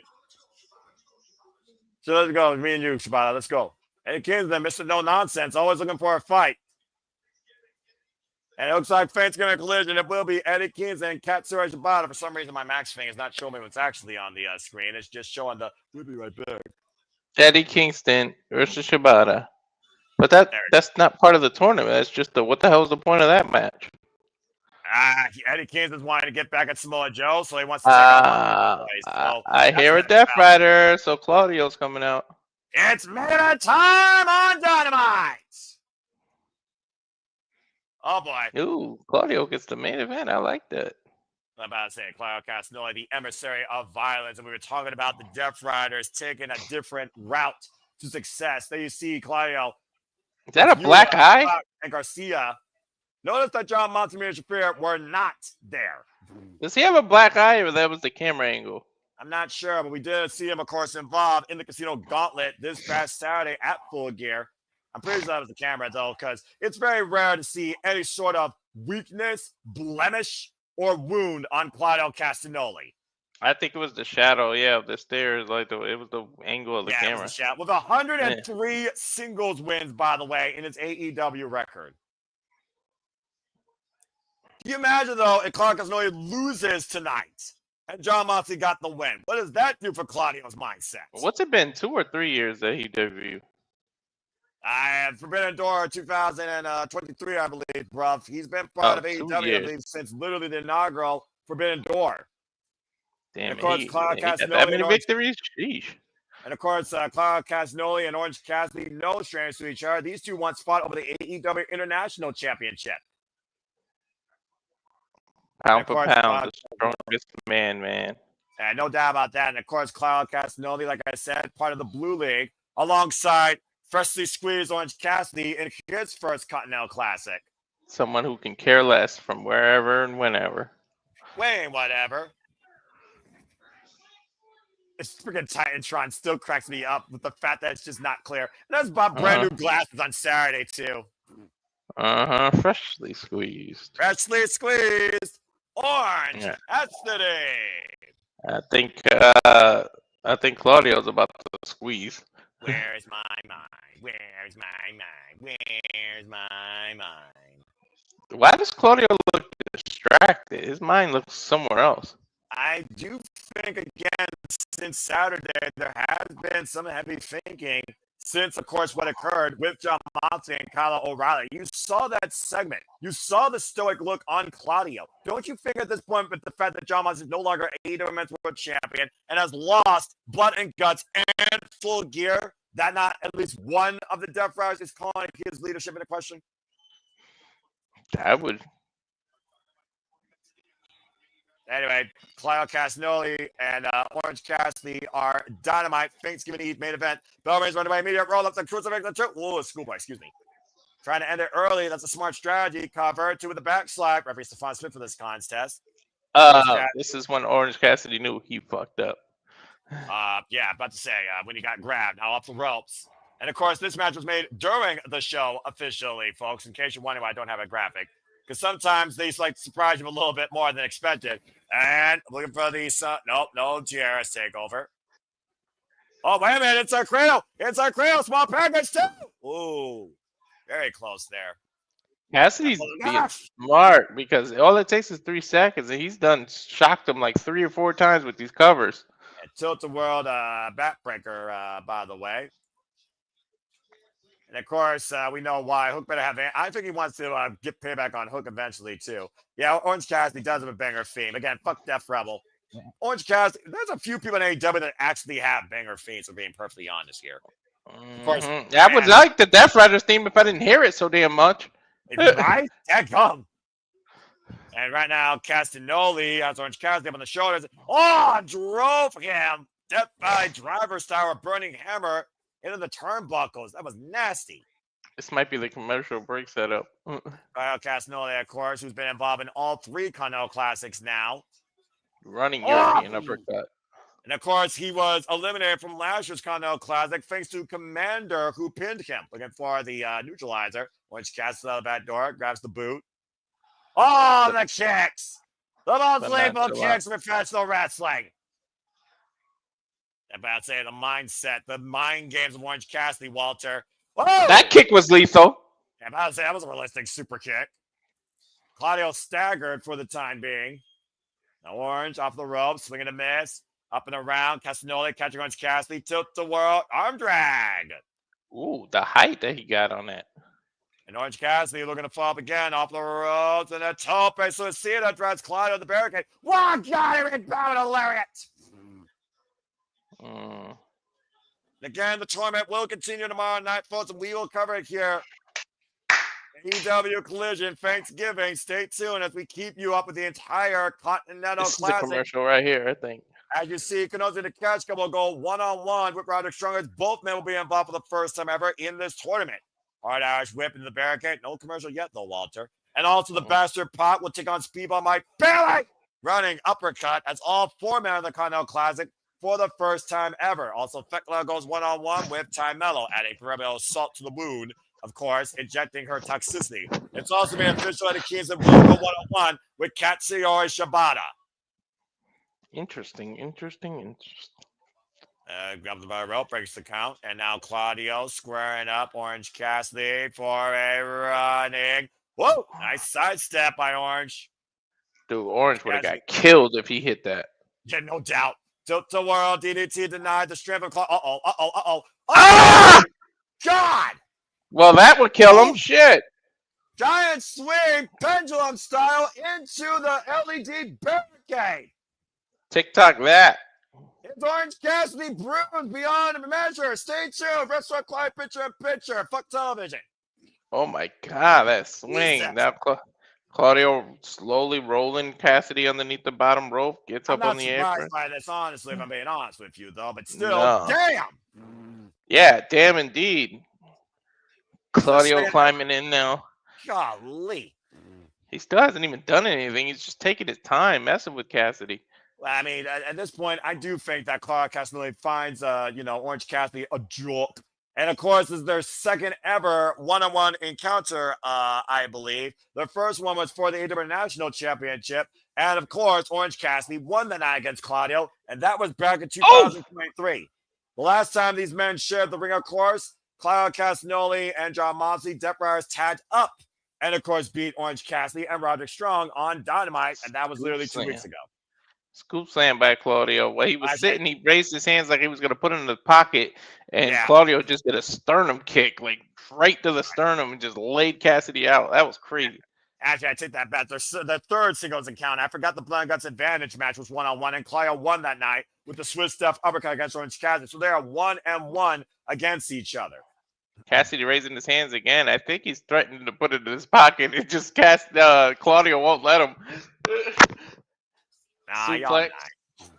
About to say, freaking fast, furious action here as Walter continues to give you coverage again tonight. We'll be covering Dynamite. Tomorrow we will cover Collision. The Continental Classic will continue into next week, where we cover both Dynamite and Collision as we go forward into Winter is Coming, with Week 4 going across the pond to the UK for the Holiday Bash presented by Dynamite and Collision, as Week 5 will determine our block winners at AEW Dynamite 34th Street and Christmas Collision, and those top two scorers of both the Gold League and the Blue League will compete in the semifinals to figure out the finals at World's End to crown this year's Continental Classic champion in Chicago, Illinois, from the Now Arena. It'll be a hell of a speed, Walter. You better buckle in for this month, bruv. Right? That's our Christmas gift. And it's already a gift for me. With professional wrestling, a delight. I already got the best gift I can get tonight. Again, to bring people up to speed, the scores are Darby Allin 0. Pac competes tomorrow. Kevin Knight 3. Speedball competes tomorrow. Kyle Fletcher 3. Okada 0. Kenosi Takeshita competing tomorrow. John Moxley 3. Claudio Castagnoli competing now. Orange Cassidy competing now. Ryder Strong competes tomorrow. And Matt Dorada with 0. Damn. Biggest shock of all. I'm about to say, which one's the biggest shock of all to you tonight? You sound like you've been shocked twice. Okada. Beach. I just praise how he's missed their freaking tournament and he loses his first round. I'm back full screen. And I'm back too as AEW Dynamite Thanksgiving Eve continues live here from Nashville, Tennessee. Of course, this is our final match tonight for the Continental Classic and our main event for the show this evening. Oh my Lord. Just ragdolling him, biting his arms, was trying to rip his arms out of a socket there. Dude, he's been doing this the whole commercial break. And then lifting him by his trunks like a child with a gut buster over the knee. I still would not take Orange Cassidy lightly, though, Walter. It's like Darby Allin. All you have to do is give him a moment, and he could capitalize. The gut buster again, as we talked about. Now, of course, we're going to keep the rules up for you folks. Again, this match, you will not see Death Riders involved in any matches here, or they will be banned from AEW. And again, another, this time, backbreaker over the knee. Punching the front and the back of Orange Cassidy with one hand. Oh, that's ridiculous. Oh, the DDT takeover. There's the opportunity you talked about. Great body control countermeasure there by Orange Cassidy fighting He's back. going to put his hand in his pocket and kick up. Let's see if he actually does. Hands in the pockets. Orange Cassidy engaged. To your point, Walter. Well called. Up to his feet, swinging and miss. Actually, with the close on Orange Cassidy. Drop kick. Takes Claudio up and over. He kept teasing it the whole commercial break. That's why I knew that's what he was doing. Big PK takes Claudio down. Orange Cassidy trying to rebound here. Orange Cassidy in his first Continental Classic. By the way, this is the third ever Continental Classic in AEW history. You can't pick Claudio up. What is he doing? There's no way. There is no way. Oh, God. Claudio Castagnoli, former Ring of Honor world champion, of course. Sidestep, and Claudio sent hard shoulder first into the ring post. Now Orange His Cassidy own momentum took him. That was Claudio's momentum. The great momentum used there to the tornado DDT on the floor, as countouts can definitely work in your favor here. Now Orange Cassidy sending Claudio back inside the ring. Orange Cassidy, former two-time AEW International Champion, a combined 470 days. 3 points at stake here. Slingshot DDT denied. Claudio hooking Orange Cassidy here. We all know what might happen here if he hoists him up. And a stunner here! Yeah, I think he turned it into a cutter or a stunner. Yeah, it's a stun on there, bruv. Orange Cassidy will not be denied here tonight. Of course, he was one of the victims of the Death Riders last year at Full Gear and prior, let's not forget. Who wasn't a victim of Death Riders? That's a fair point. Up the top rope. Oh, an uppercut on midair! Cover, keep it away, kick out 2.5.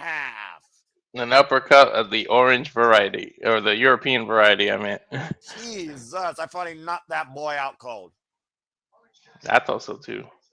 You said yourself how lethal that uppercut is. It was that Swiss Death pop-up uppercut that allowed Castagnoli to beat Orange Cassidy in the last singles match to give the Death Riders the advantage. We will also hear from the brand new inaugural AEW National Champion, Ricochet, tomorrow night on AEW Collision Thanksgiving. Oh boy, it's going to be a lot of jaw-jacking from that goober. And of course, right now, Claudio Castagnoli with the hammering anvil elbows, Blackpool Combat Club staple, to Orange Cassidy, literally trying to squeeze the juice out of him. Maybe he's looking to set him up possibly for the neutralizer. This show's been flying by, too. This has been great. It's the main event already. Again, looking for the beach break. Let's get out the back door, the roll up. Now Claudio looking to send Cassidy swinging. Forward. Oh, he only did 4 of them. Again, he doesn't give the people what they want. You know that. The pad coming off, though. He took the elbow pad, bone-on-bone contact. And looking to run in full throttle. Oh, ran in the right. I think he ran into an orange punch. That was just a clock right in the right. The pop-up. Whoop. Again, the power of Claudio hoisting up Orange Cassidy. This is dangerous. Oh! Turning to DDT. I thought he was going to hit him with a European uppercut. That's what he wanted, but Orange Cassidy took his head on the way down. And now looking for the Orange Punch pop-up. Orange Punch connects out of midair. Come on the way down now, hooking up Claudio. He ain't going to get him. Big Yes, he is. Almost got it. He got him. Shit. He got him, but he didn't get the 3 count to your point. No, I didn't think he would be able to pick him up. That's what I meant by he got him.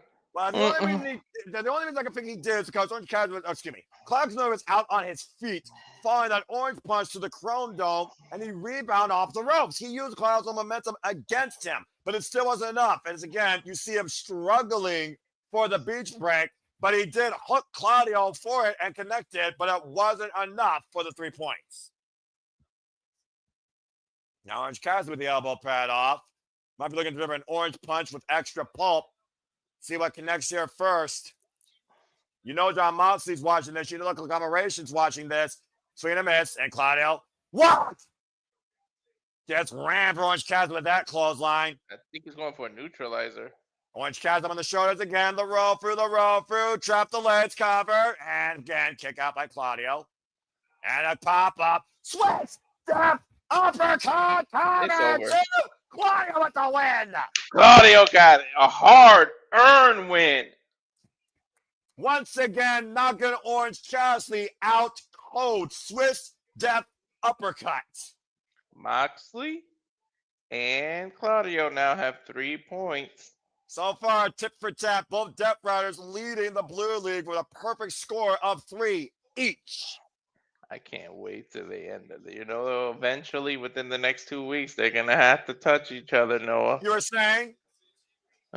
Next week. Next week. It's really going to happen. The match that might determine the future of the Death Riders as we know it. Claudio Castagnoli and John. Why are they giving it to us so fast? Also next week, the AEW Women's World Tag Team Championship Tournament Hardcore Holiday Death Match Semifinal Special. Megan Bain and Marina Shafir taking on Toni Storm and Mina Shirakawa to see who goes on to face the Bears of Wrath as the Death Riders take to the ring alongside Renee Paquette. This is going to be interesting because that means they face each other. They're going to have to say something. Exactly. Let's hear what they got to say. Renee's running down the rules and the points and what's going to happen tomorrow. Right. I think, of course, Claudio's been the only man to compete in every Continental Classic. Oh, wait, whoa. There, Garcia and the Death Riders apparently not taking into account to Orange Cassidy. And again, matches aren't going on right now. This is all legal. We got a brawl here. Brother Schraub, this isn't wise. And Kyle Fletcher, Kanosuke, the Ketchka. What the hell? Why the family out here for? Well, I mean, the Ketchka's facing Brother Strong tomorrow. And now Kevin Knight and Mascara around out the entire Pinnacle Classic field is emptying out on the ring. What the hell? I mean, Kevin Knight, he's going to face Punk eventually. He's just bring it down here. Yeah, but Moxley and Claudio are going to face off. Oh, let's see what happens if they accidentally bump into each other right now. Right now, Mascara Dorada is trapped in a front face guillotine here, and John Moxley, whoops, sent to the outside now. Mascara is doing something. He's climbing. Marina Shafir right now just watching on. And to your point, Mascara Dorada. Uh-oh. Oh, boy. You know, technically what Shafir was doing, right? Holding the rope steady for him. And look who's watching from the entranceway, Kazuchika Okada. Arm punch connects to Yuta. As the Continental Champion watches the chaos unfold from the entranceway. Pac and Speedball. Again, tomorrow, to watch this point, Pac and Speedball Mike Bailey, Konosuke Takeshita, and Roderick Strong. And we just learned next week on Dynamite, it will be John Moxley versus Claudio Castagnoli as the Continental Classic continues. When I get some money, I know the next shirt I'm getting. I like that Okada Beach shirt. Beach. But tonight, Okada was Kyle Fletcher's Beach. Fair and square tonight. Will the same continue, or will Okada reclaim and retain his Continental title? For now, Continental Classic Day 1 does conclude. We thank all of you for being along with us this Thanksgiving Eve as AEW Dynamite goes off the air. For Walter Cruz, I'm Noah Foster. This has been Day 1 of the Continental Classic. Until tomorrow night, make a positive impact in life. Have a good night. This is where the best, the damnest, the bloodiest, the strongest, and the most competitive truly wrestle. Walter, cut the damn feed. Jingle my balls. Shut the fuck up.